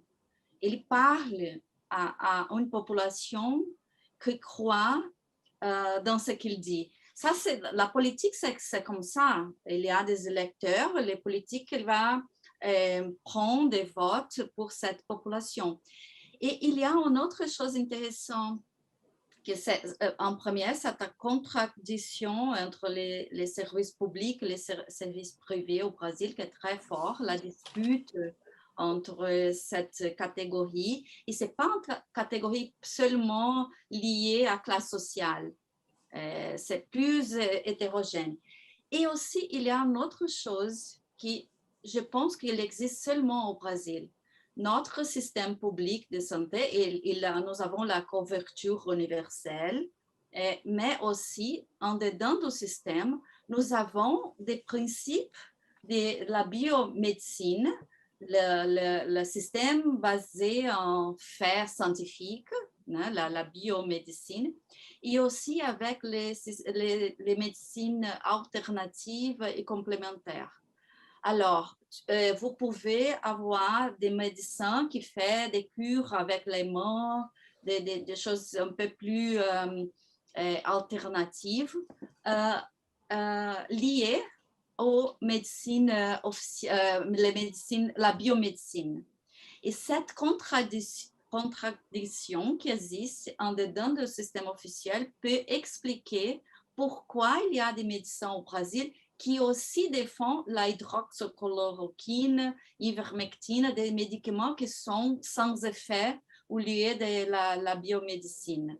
Ça veut dire que oui, il y a les présidents qui parlent sur ce type de médicaments, mais aussi il y a des médecins et des gens qui sont formés à l'université avec les principes de la science qui défend aussi ce type de médicaments. Et ça, c'est pour moi la contradiction un peu plus difficile de comprendre au Brésil. Je ne sais pas au Pérou s'il existe ce type de médecine traditionnelle ou alternative qui vit ensemble avec les biomédecines, les scientifiques. Merci. Robert Boyer, vous aviez aussi envoyé une question écrite. Je ne sais pas si c'est la même que vous... Oui, j'en ai une autre aussi. Donc, je peux reformuler la question suivante. Oui. La nécropolitique s'oppose à la biopolitique de Foucault. Et ça supposerait que c'est une rhétorique destinée à justifier la distribution très inégale de la mortalité. Là, moi, je fais référence au cas de Mexique, je connais bien. AMLO dit les gens pieux ne vont pas périr de la Covid. Est-ce qu'il n'y a pas aussi cet aspect-là? Et le concept, par contre, de capitalisme pandémique nous montre que les conditions actuelles des abattoirs, tant en Allemagne d'ailleurs qu'au Brésil, créent à travers la migration et les conditions de vie de ces migrants, les propagations. Alors, vous voyez bien ma question, est-ce que votre exposé est très séparé? Une partie rhétorique, une partie de genèse. Du coup, la question toute simple que je me pose, n'y a-t-il pas complémentarité? Le discours sur l'inéluctabilité des classes faibles, je vois même une pointe d'eugénisme déguisée sous la forme de machisme, n'est-il pas le silence fait sur les mécanismes qui les engendrent? Sur l'exposé Pérou-États-Unis, moi je voudrais que vous contextualisez au moins dans 3 matières. Vous savez, 17% de dépenses des santé aux États-Unis, ça vient de la pression de l'innovation médicale, des hôpitaux, des riches, des droits de propriété et des juristes là qui font pression pour augmenter les dépenses publiques. Alors que j'ai l'impression, vous voyez, dans le cas du Pérou, c'est sous la demande de légitimité des gouvernements face à la mortalité que l'opinion publique demande la croissance. Donc, vous voyez, il y a un élément très, très important. Et la différence entre 7% et 17% nous illustre là. Le deuxième élément, c'est que moi, je viens de vérifier les statistiques. L'espérance de vie au Pérou augmentait. Alors que ce que nous montrent les travaux d'Auguste Ditton et sa collègue, c'est que pour les Blancs peu éduqués, depuis 5 ans, il y a une baisse de l'espérance de vie. Donc, si vous voulez, attendez, du coup, les circonstances sont, l'un, c'est vraiment un système très dispendieux de pays riches qui n'arrive même plus à satisfaire ces éléments, et l'autre, un système qui est en retard du fait des crises répétitives du Pérou, malgré l'accélération de la croissance. Et la troisième différence, c'est que quand même, l'informalité pose un gros problème de couverture universelle, puisqu'il faut trouver une fiscalité générale, puisque ce n'est pas la contribution sociale qui peut payer la couverture sociale. Du coup, vous voyez bien que les riches dans les pays latino-américains s'opposent au financement de la santé. Donc, alors que vous avez vu qu'aux États-Unis, tant Trump que Joe Biden ont largement indemnisé les ménages américains pour qu'ils ne tombent pas dans la pauvreté. Donc, est-ce que vous n'avez pas intérêt à étendre le contexte, si vous voulez, parce que voilà. Et alors, dernière question, c'est la question du mode de vie. Moi, je suis assez convaincu par la conception de Jean-Paul Gaudrière sur la synépidémie, au sens de le mode de vie est tellement iatrogène qu'aux États-Unis, c'est lui presque la principale cause de mortalité. Vous voyez, un problème qui est à nouveau un élément très intéressant, à mon avis, de regarder qu'en est-il de même des modes de vie dans le cas de l'Amérique latine. Mais merci pour vos exposés très stimulants. Merci beaucoup. Est-ce que vous voulez répondre? Qui veut répondre? Donc, il y a une question pour Daniel, je pense la première peut-être. Ok, je vais réagir. Je ne sais pas si je vais répondre encore une fois. Cette idée de cette notion de la nécropolitique, bien sûr qu'elle est dérivée de l'idée de Foucault, de la biopolitique, du contrôle des corps, mais plutôt tournée vers les contrôles de ceux qui peuvent vivre. J'ai écrit sur cet article-là, mais l'année dernière, le 7 avril 2020, a été publié sur un essai que j'ai fait sur les réseaux de l'IMPOX, c'est l'Association nationale de post-graduation en sciences sociales ici au Brésil, un dossier un peu comme les blogs que vous avez, les Covidans, qui c'est les scientistes sociaux et les coronavirus, qui a été des collègues de l'IMPOX, des professeurs qui sélectionnaient les textes. Et là, je parlais déjà que c'était une tragédie annoncée parce qu'on voyait des politiques précédentes qui ont été des politiques tournées vers l'exposition de la population, la libération des armes, que je n'ai pas parlé avant, des agrotoxiques, d'autres types de politiques qui menaient à la compréhension qu'on était en train de faire les couches populaires chaque fois plus exposées. Quand on réduit les financements de la santé, Martial a bien dit, on a les systèmes uniques de santé au Brésil, qui c'est énorme, il est agile. À l'époque de Lula, on pouvait vacciner des milliers de personnes et tout ça. Mais là, il a été, encore une fois, avec des financements réduits et toutes les questions qui sont venues avec. Quand on n'a pas de volonté politique, là, on est en train de faire… il y a dans le Sénat, au Parlement brésilien, ils sont en train d'ouvrir, hier même, ils ouvraient comment je vais dire, c'est un procès pour faire des investigations sur les présidents, sur ses actions lors de la pandémie. Et donc, ils sont en train de dire que pendant 11 fois, il a nié de s'acheter des vaccins. Donc, vous avez une intentionnalité qui mène à penser à une politique de la mort.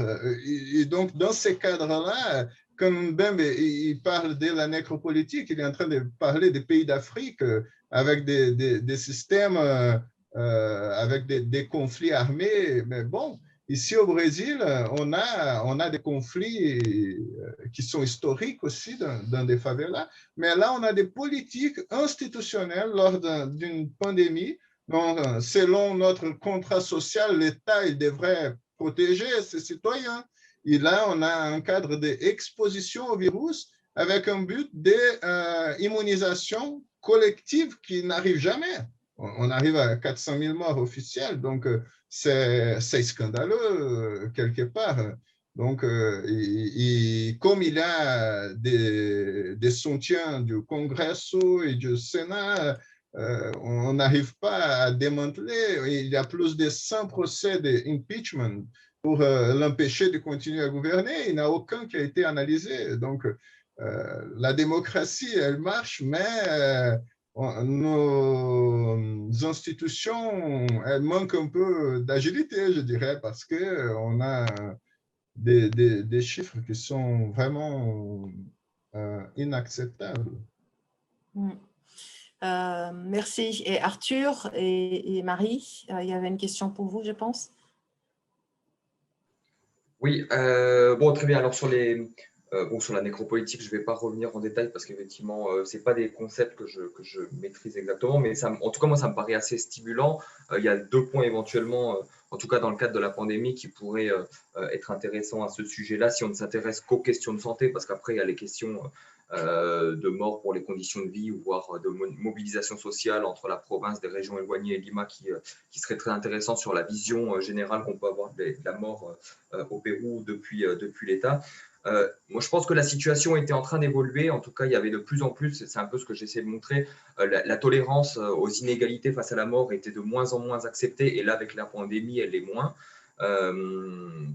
Je me souviens d'un événement qui est passé il y a 2-3 ans avec un accident de voiture dans un quartier aisé de Lima où la dame responsable de l'accident de voiture a été transportée à une clinique privée et a été soignée dans les meilleures conditions. Et les 2 jeunes qui étaient des jeunes sans travail, qui venaient à peine de sortir d'un entretien de travail, qui étaient de classe relativement populaire, qui ont, eux, été envoyés dans des hôpitaux publics situés à des extrêmes de Lima et qui sont décédés en chemin, qui avaient provoqué pas mal de scandales. Ça et d'autres choses. Donc voilà, je pense que la pandémie contribue à l'orienter. Après, il y a la question de l'accès, de la place du privé dans la gestion de la santé. Ce que j'évoquais sur les cliniques privées, etc., on l'a retrouvé aussi un petit peu dans l'accès aux vaccins. Il y a pas mal de débats aujourd'hui sur est-ce que le privé doit importer les vaccins, est-ce que c'est tolérable que les classes les plus aisées puissent aller se faire vacciner aux États-Unis, puisqu'il y a beaucoup de personnes, dont des candidats présidentiels, qui sont allés se faire vacciner aux États-Unis avec leur argent.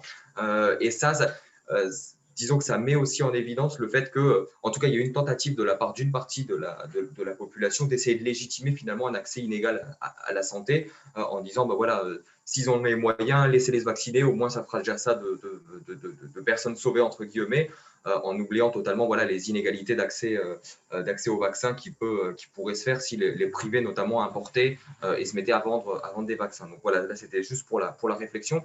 Et sur les éléments de contextualisation proposés par Robert Boyer, moi je suis totalement d'accord. Alors effectivement, sur le cadre de l'augmentation des dépenses de santé au Pérou et des pressions pour l'augmentation, effectivement il y a la demande de légitimité de la part de la population pour notamment les gouvernants. Et je pense que la manière dont a travaillé Martín Vizcarra, qui était l'ancien président, était assez tournée là-dedans. Lui, il était dans un conflit politique très fort face au Fujimorisme et au Parlement. Et il s'est beaucoup appuyé sur la population pour essayer de légitimer justement son gouvernement et les questions de santé. L'universalisation du SIS, de l'assurance intégrale de santé, est entrée en partie dans ce cadre-là.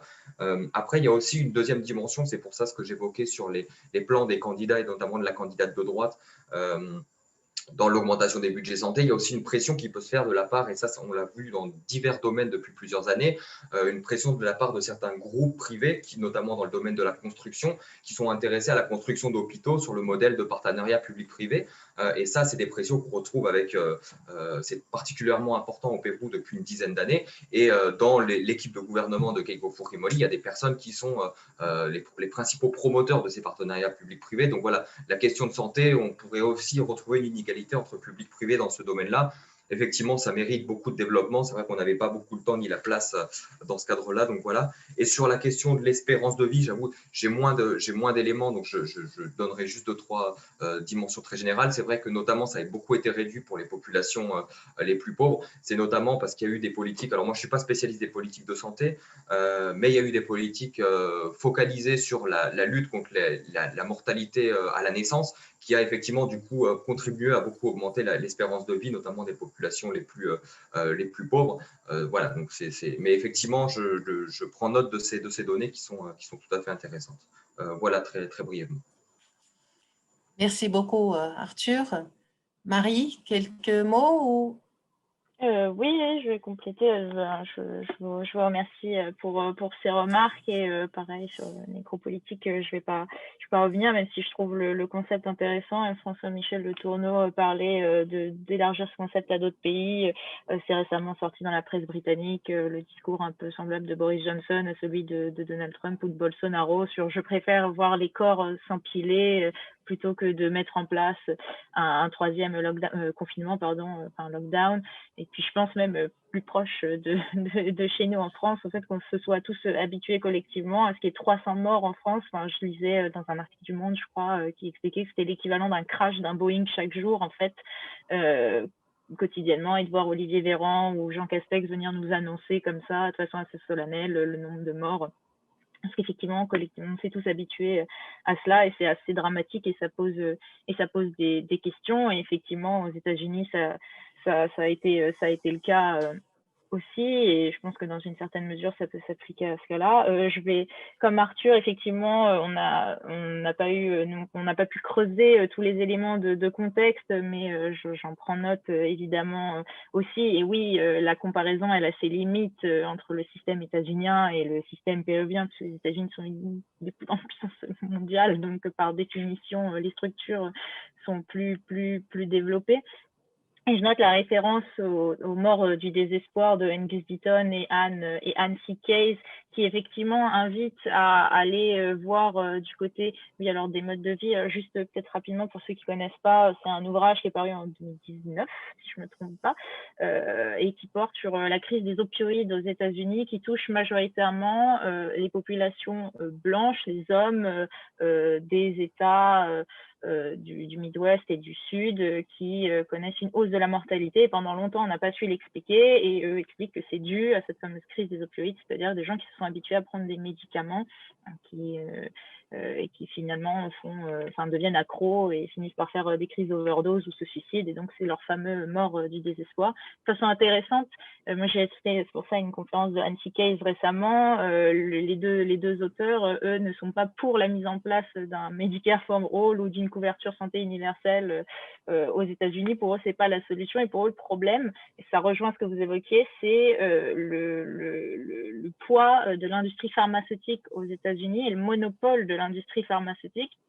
Effectivement, ça, je l'évoque rapidement dans le papier, mais là, je n'ai pas pu détailler. L'un des gros problèmes des États-Unis, c'est le lobbying de cette partie-là de l'industrie qui est énorme, qui pèse en milliards de dollars, qui est un lobbying très efficace à la fois au Congrès et au Sénat, et aussi auprès de la population. Enfin, je ne sais pas s'il y a des personnes parmi vous qui ont eu la chance de voyager aux États-Unis. Moi, c'est la première fois que j'y suis allée, c'est ce qui m'a frappé, c'est le nombre de publicités qu'on vous montre, que ce soit sur votre ordinateur ou à la télévision, pour 1000 médicaments, et on vous énonce en même temps 1000 effets secondaires assez effrayants. Donc, c'est assez paradoxal, et pourtant, on vous vend ça comme la recette miracle. Et pareil, dans les pharmacies, ce qu'ils appellent les pharmacies, ces rayons entiers de pilules, de vitamines assez effrayant quand on est français et qu'on se limite au Doliprane, peut-être comme moi, qui montre que effectivement c'est un des plus gros obstacles en fait, je pense, à la mise en place justement de cette couverture santé universelle. C'est-à-dire que le combat, il est aussi à mener contre ces acteurs-là. Et on le sait aux États-Unis, l'économie est très importante et généralement privilégiée par rapport à tous les autres secteurs, comme l'éducation qui s'est complètement effondrée, par exemple. Donc effectivement, oui, il faut mener des analyses plus fines. Après, moi, comme Arthur, je ne suis pas spécialiste des questions de santé directement. Moi, j'étudie les populations handicapées aux États-Unis qui ont été très touchées par la pandémie et pareil, dont on tolère un taux de mortalité assez élevé. Vous évoquiez l'eugénisme. Il y a eu des politiques eugénistes aux États-Unis jusque dans les années 70. On tend pareil à l'oublier, mais c'est le cas. Et donc, tout ça pour dire qu'effectivement, c'est des enjeux qui demandent d'avoir des perspectives plus larges et de prendre en compte tous les acteurs qui sont impliqués. Maintenant, un peu comme Arthur, je pense qu'on a essayé de montrer qu'il y avait des dynamiques sociales qui commençaient à se créer, que le Covid a cristallisé. Moi, je préfère, vous avez été optimiste sur le Brésil, je préfère être aussi optimiste sur les États-Unis et penser qu'ils vont enfin régler, parce que c'est un de leurs principaux problèmes en fait. Et vous parliez pareil de leur mode de vie. Aux États-Unis, il y a beaucoup de problèmes d'obésité, d'alcoolisme, on l'a dit, de drogue, en référence aux travaux de Nancy Case et Angus Deaton.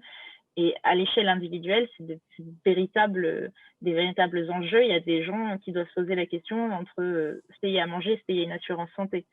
Quelque chose que nous, en France, avec la Sécu, par exemple, c'est une question qu'on se pose un peu plus rarement, même si nos systèmes de santé tendent à s'effondrer et de couverture tendent à s'effondrer aussi progressivement.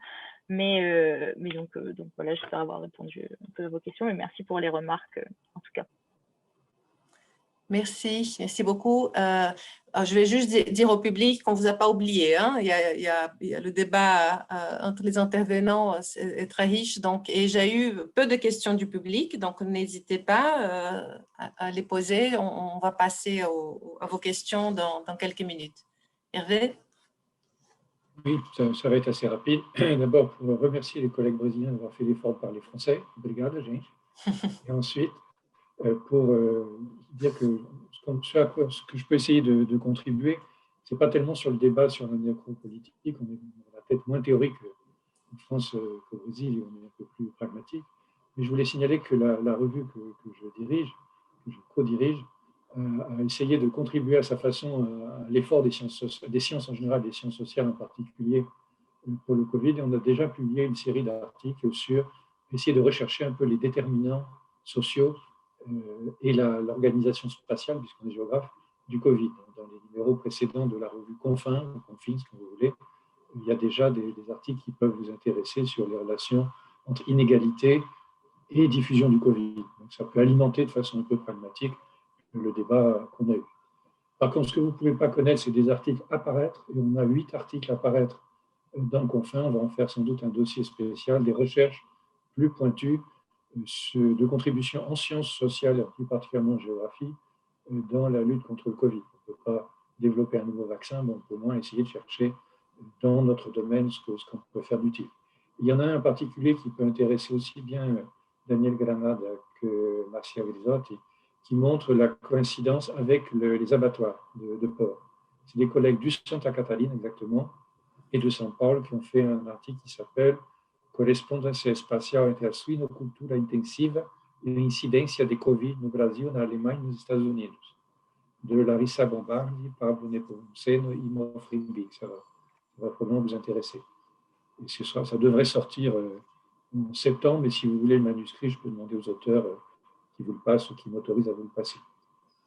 L'autre, et c'est beaucoup plus tôt, c'est début juin, il y aura un numéro spécial, un numéro d'Hérodote entièrement consacré au Brésil, début juin, qui contraint un certain nombre d'articles, dont un de François Michel sur la situation des Indiens face au Covid.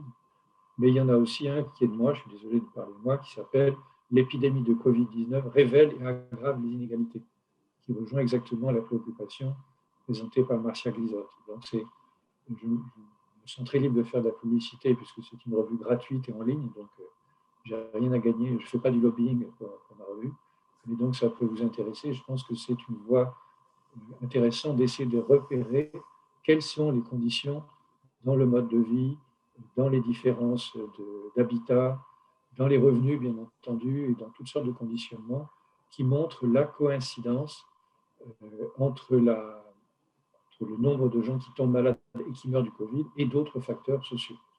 Je ne sais pas s'il y a une politique délibérée derrière, je n'ai pas les éléments pour le dire, mais en tout cas, on peut essayer de mesurer très sérieusement ce qu'on est. Comme disait le physicien anglais britannique Rutherford à la fin du 19e siècle, vous ne pouvez pas changer une situation si vous n'avez pas d'abord mesuré. C'est ce qu'on essaie de faire. Merci beaucoup Hervé pour ces annonces et ces commentaires. Donc, on va passer à la dernière question de la table, donc d'Evelyne Mesclier, et ensuite je vais prendre les questions du public. Merci beaucoup. Merci Claudia. Merci beaucoup aux intervenants pour ces interventions très intéressantes.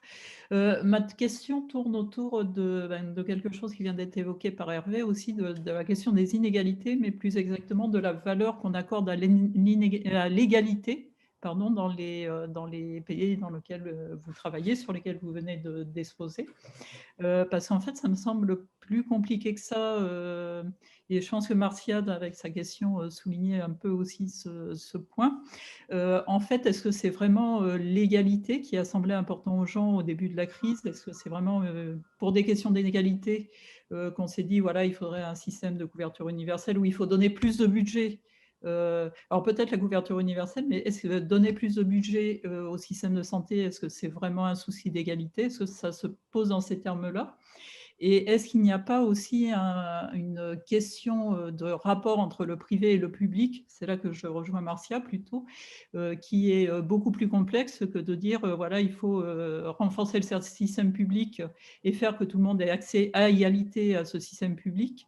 Alors qu'il me semble que dans beaucoup de cas, en fait, la question qui est, la façon dont les politiques, mais aussi les électeurs voient ce problème-là, c'est comment combiner le public et le privé pour qu'on ait une certaine efficacité. C'est la vision, si je puis dire, néolibérale peut-être qui s'est imposée, mais j'ai l'impression qu'elle est très très forte et que la réponse n'est pas toujours aussi simple. Alors, je pense que dans le cadre du Pérou, justement, par exemple, ESSALU, on peut le voir comme un problème, mais ça a été aussi une sorte de progrès parce qu'en fait, les entreprises privées payent pour leurs travailleurs et leurs travailleurs ont accès à un meilleur système de santé que la couverture universelle.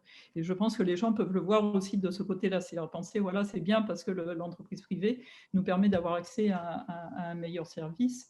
Bon, je rappelle aussi le poids immense de l'industrie pharmaceutique et je pense que dans l'histoire de la crise de l'oxygène, en tout cas au Pérou, il y a eu beaucoup cet aspect-là aussi de la relation entre public et privé, des normes qu'on avait fixées aux entreprises privées qui ont fait qu'en fait l'oxygène était devenu un quasi-monopole alors qu'il y avait plusieurs entreprises qui fabriquaient de l'oxygène et ce sont des petites entreprises privées de fait qui ont essayé de pallier ce problème. Donc voilà, donc il me semble que ce rapport public-privé est plus compliqué et appelle aussi à réfléchir à pourquoi effectivement des électeurs ou les habitants du Brésil, du Pérou ou des États-Unis peuvent ne pas penser que l'égalité est le plus prioritaire. Et puis le deuxième point très rapidement, c'est qu'il me semble aussi qu'il y a une temporalité de ces réactions face à la pandémie. Et c'est vrai que si au début de la pandémie, on a pu dire notre modèle ne vaut rien, puis la preuve c'est qu'on n'a pas assez de lits dans les hôpitaux, les choses ont pu évoluer aussi au cours de la crise. Donc voilà, je voulais vous poser un petit peu la question sur ces deux aspects. À tous, il y aura tous les intervenants en fait. D'accord. Est-ce que je peux commencer? Oui, allez-y Marcia. Merci Evelyne pour les questions. En première, bon, au Brésil, et j'imagine à tout le monde, quand il y a une épidémie, il y a un état d'émergence. Et le gouvernement central, il peut envoyer l'argent, les ressources financières pour soutenir les mesures de santé. Alors, ça arrivait au Brésil. Le problème, c'était le manque de coordination entre les divers niveaux régional, municipal et les gouvernements fédéraux. Ça, c'est une première chose. Le problème, ce n'est pas nécessairement de l'argent pour la santé, mais comment la gestion de la pandémie a été faite au Brésil. Sur la relation publique-privée, ça c'est compliqué parce que, bien sûr, nous avons la couverture universelle d'assistance médicale. Quelqu'un au Brésil peut aller gratuitement pour avoir les traitements. Mais le problème, ce n'est pas l'accès aux services publics. Le problème, c'est la mesure, par exemple, comme le lockdown. Si le gouvernement mettre cette action, ou pas action, c'est de fermer tout, et il y a un problème économique. Et qui sont les personnes qui peuvent rester à la maison et quelles sont les personnes qui ne peuvent pas rester à la maison, même avec le support du gouvernement. Imagine en France, vous avez beaucoup de personnes, ils ont reçu de l'argent pour fermer les restos, mais imagine la dimension continentale du pays, 210 millions de personnes. Est-ce que c'est possible de donner l'argent, qui ce n'est pas une quantité minimum, on doit donner un peu plus que le gouvernement a donné ici au Brésil, mais c'est impossible, 200 millions de personnes. Et ça, c'est un problème. Et les gens, il y a beaucoup de manifestations publiques, des gens qui font à la rue en disant « Nous voulons continuer travaillant, nous voulons travailler ». Alors, ça, c'est le problème que j'ai remarqué, Evelyne. Ce n'est pas le problème de l'assistance médicale publique ou privée. Il n'y a pas de conflit au Brésil parce que quelqu'un peut avoir le système public, c'est un droit pour la Constitution. Le problème, c'est la mesure de santé publique, ça veut dire les mesures par exemple, le lockdown, que les gens sont contre. Et ça, c'est un problème qu'on peut faire en relation avec les accidents, vous savez, les accidents de la barrage de Mariana à Minas Gerais. Il y avait un conflit, c'était un problème environnemental, mais c'est pareil, parce que les gens, les travailleurs, ils font de la rue, ils sont allés à la rue en demandant pour ouvrir l'entreprise de nouveau. Même avec tous les accidents, toutes les tragédies, mais nous préférons travailler que rester à la maison sans travail, sans l'argent. Et ça, c'est une chose importante pour remarquer que cet conflit qu'il existe et il a détourné plus l'attente au Brésil, ce sont les relations entre les systèmes privés et publics, les gens qui travaillent dans le secteur du système public et les gens qui travaillent de façon autonome au privé.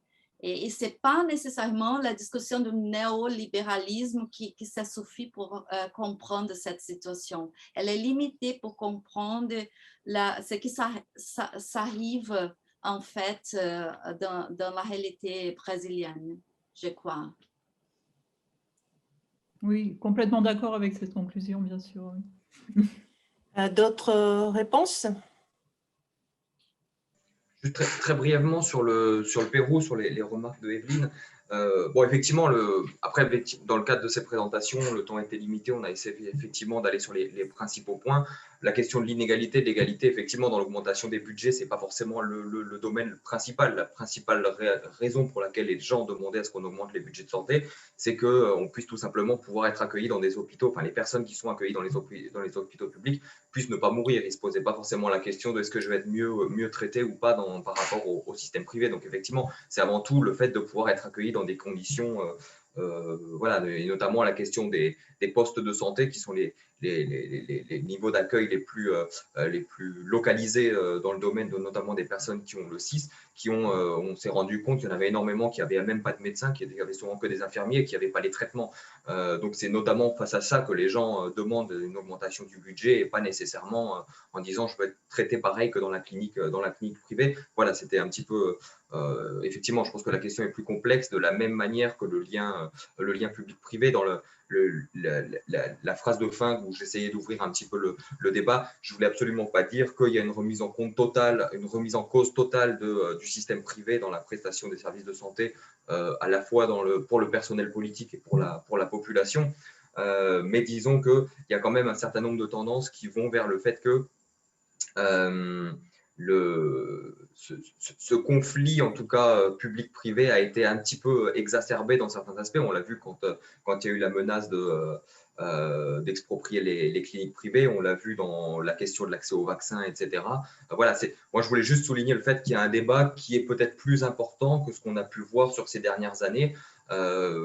Voir après la manière dont ça va évoluer, je doute qu'il va y avoir, en tout cas à court terme, une évolution radicale dans la manière dont la gestion publique et la gestion privée de la santé se gèrent. Et je pense qu'effectivement, on va continuer voilà, dans ce système où le privé assurera les personnes qui ont les moyens de se le payer, et après des mécanismes différents d'assurance pour à la fois ESSALUD et le CIS. Je ne pense pas on n'ira pas vers une unification immédiate. Ce qui me fait effectivement penser, j'avais oublié de parler de la question de la formalisation. Voilà, ça met aussi en évidence ces questions-là, le fait que l'universalisation d'un système public de santé pose la question de l'accès des cotisations et des sources de financement. Et ça avait d'ailleurs été l'une des raisons pour laquelle beaucoup de personnes, notamment dans le ministère de l'économie et des finances, qui tient beaucoup les ficelles dans ce genre de politique, étaient contre l'universalisation des systèmes publics de santé. C'était en disant ça va décourager la formalisation. Personnellement, je ne pense pas que le fait de pouvoir avoir accès à un système de santé soit l'une des principales motivations dans l'accès à la formalisation. Ça fait quand même 20-30 ans que cette vision très coût-bénéfice de la formalité a été mise en évidence, et la formalité n'a pas été réduite, en tout cas pas par ces mesures. C'est principalement la croissance économique qui a réduit. Enfin, je ne suis pas spécialiste de l'informalité, mais les quelques travaux que j'ai pu consulter montrent que c'est la croissance économique qui a réduit l'informalité, et pas le fait d'avoir ces différences entre systèmes qui pourraient encourager à la formalisation. Voilà, j'espère avoir pu répondre. C'était un petit peu bref. Voilà. Alors, je ne sais pas si je vais peut-être… Marie, si vous voulez répondre, il faut que ce soit très, très court, parce que j'ai encore 2 questions qui sont ponctuelles, mais voilà, que je voudrais quand même que le public puisse avoir ses réponses. Et là, on a 5 minutes. Est-ce que je peux passer directement aux questions du public? Il y en a une pour vous, d'ailleurs, Marie. Sur les plans culturels et idéologiques, la COVID aux États-Unis pourrait-elle modifier l'idéal méritocratique protestant dans lequel le travail possède une valeur très forte, étant donné la catastrophe économique qu'elle a générée, et en montrant que les efforts individuels ne suffisent pas? Je vais essayer de répondre brièvement parce que je vois qu'on s'approche de… Oui, c'est ça. Et j'ai une autre question qui est ponctuelle aussi. Je pense que oui, mais je pense que c'est une succession de crises qui font que cet idéal, et c'est bien de préciser qu'il a été construit culturellement et politiquement aux États-Unis, va s'écrouler. Il y a eu le Covid avant, il y a la crise aussi de la dette étudiante qui va exploser sous peu aux États-Unis. Je pense que c'est un ensemble de facteurs qui font que collectivement, dans un monde où il y a de moins en moins de travail, ou même quand on travaille, ça ne suffit pas et ça ne suffit plus aux États-Unis depuis longtemps, font qu'effectivement, l'éthique protestante va s'écrouler. Et puis, il faut voir aussi que la population américaine change et que bientôt, la majorité qui était la majorité WASP blanche protestante sera mise en minorité. Donc, je pense que cet ensemble de facteurs font que, effectivement, cette éthique est amenée à se dissoudre au moins. Peut-être pas à disparaître totalement, mais à se dissoudre en partie. Merci. L'autre question, c'est pour Marcia Grisotti. Donc, c'est un juriste qui travaille en France sur les dérogations aux droits funéraires mises en place ici en France. Donc, l'interdiction des toilettes, donc de nettoyage des corps, ou des soins de conservation, donc la mise en bière, hein, dans les cercueils immédiats. Au Brésil, donc la question est, au Brésil, quelle est la source de ces restrictions par rapport aux soins funéraires? Des lois nationales ou seulement des recommandations du ministère de la Santé? Les règlements, ils viennent du ministère de la Santé au niveau fédéral, mais c'est intéressant parce qu'il y avait beaucoup de protocoles, de différents protocoles. Dès le début de la pandémie, l'année passée, il y avait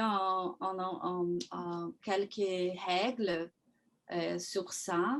Et après, elles changent à tous les moments. Elles font les changements, les processus de nettoyage. Mais la question, c'est, il vient du ministère de la Santé, c'est ça. D'accord, merci beaucoup. Alors, il y a une dernière question, mais que je pense qui est un peu trop vaste. Donc, c'est dirigé à tous les intervenants. La question est, l'ensemble de présentations concerne des problématiques exigeant des changements à court et à moyen terme. Comment conciliez-vous cette sorte d'impératif normatif avec votre travail de recherche? Alors là, je pense que ce serait quand même une question très longue voilà, pour être répondue par tous les intervenants. Je vais profiter de 2 minutes pour parler. Je voudrais remercier vivement les contributions, les provocations des collègues. C'est la première fois qu'on soumet à la recherche des experts qui peuvent contribuer avec notre travail. Donc, c'est très stimulant. On a besoin de ces dialogues pour aller plus loin, pour continuer. Est-ce que c'est ça? On se demande, on se pose des questions. Le travail intellectuel est toujours fragile. On a besoin des feedbacks, on a besoin de retours des collègues pour continuer les recherches.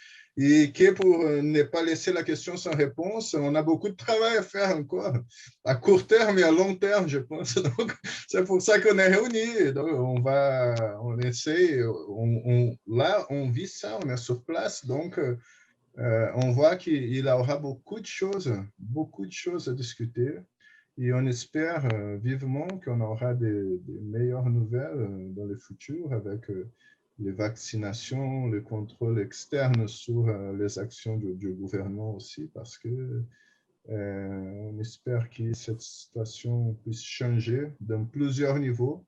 Comme dit Marcia, ce n'est pas que le néolibéralisme qui peut expliquer cette question. Le néolibéralisme, c'est un mode de fonctionnement du capitalisme qu'on ne sait même pas si ce gouvernement il peut être encadré dans une politique néolibérale.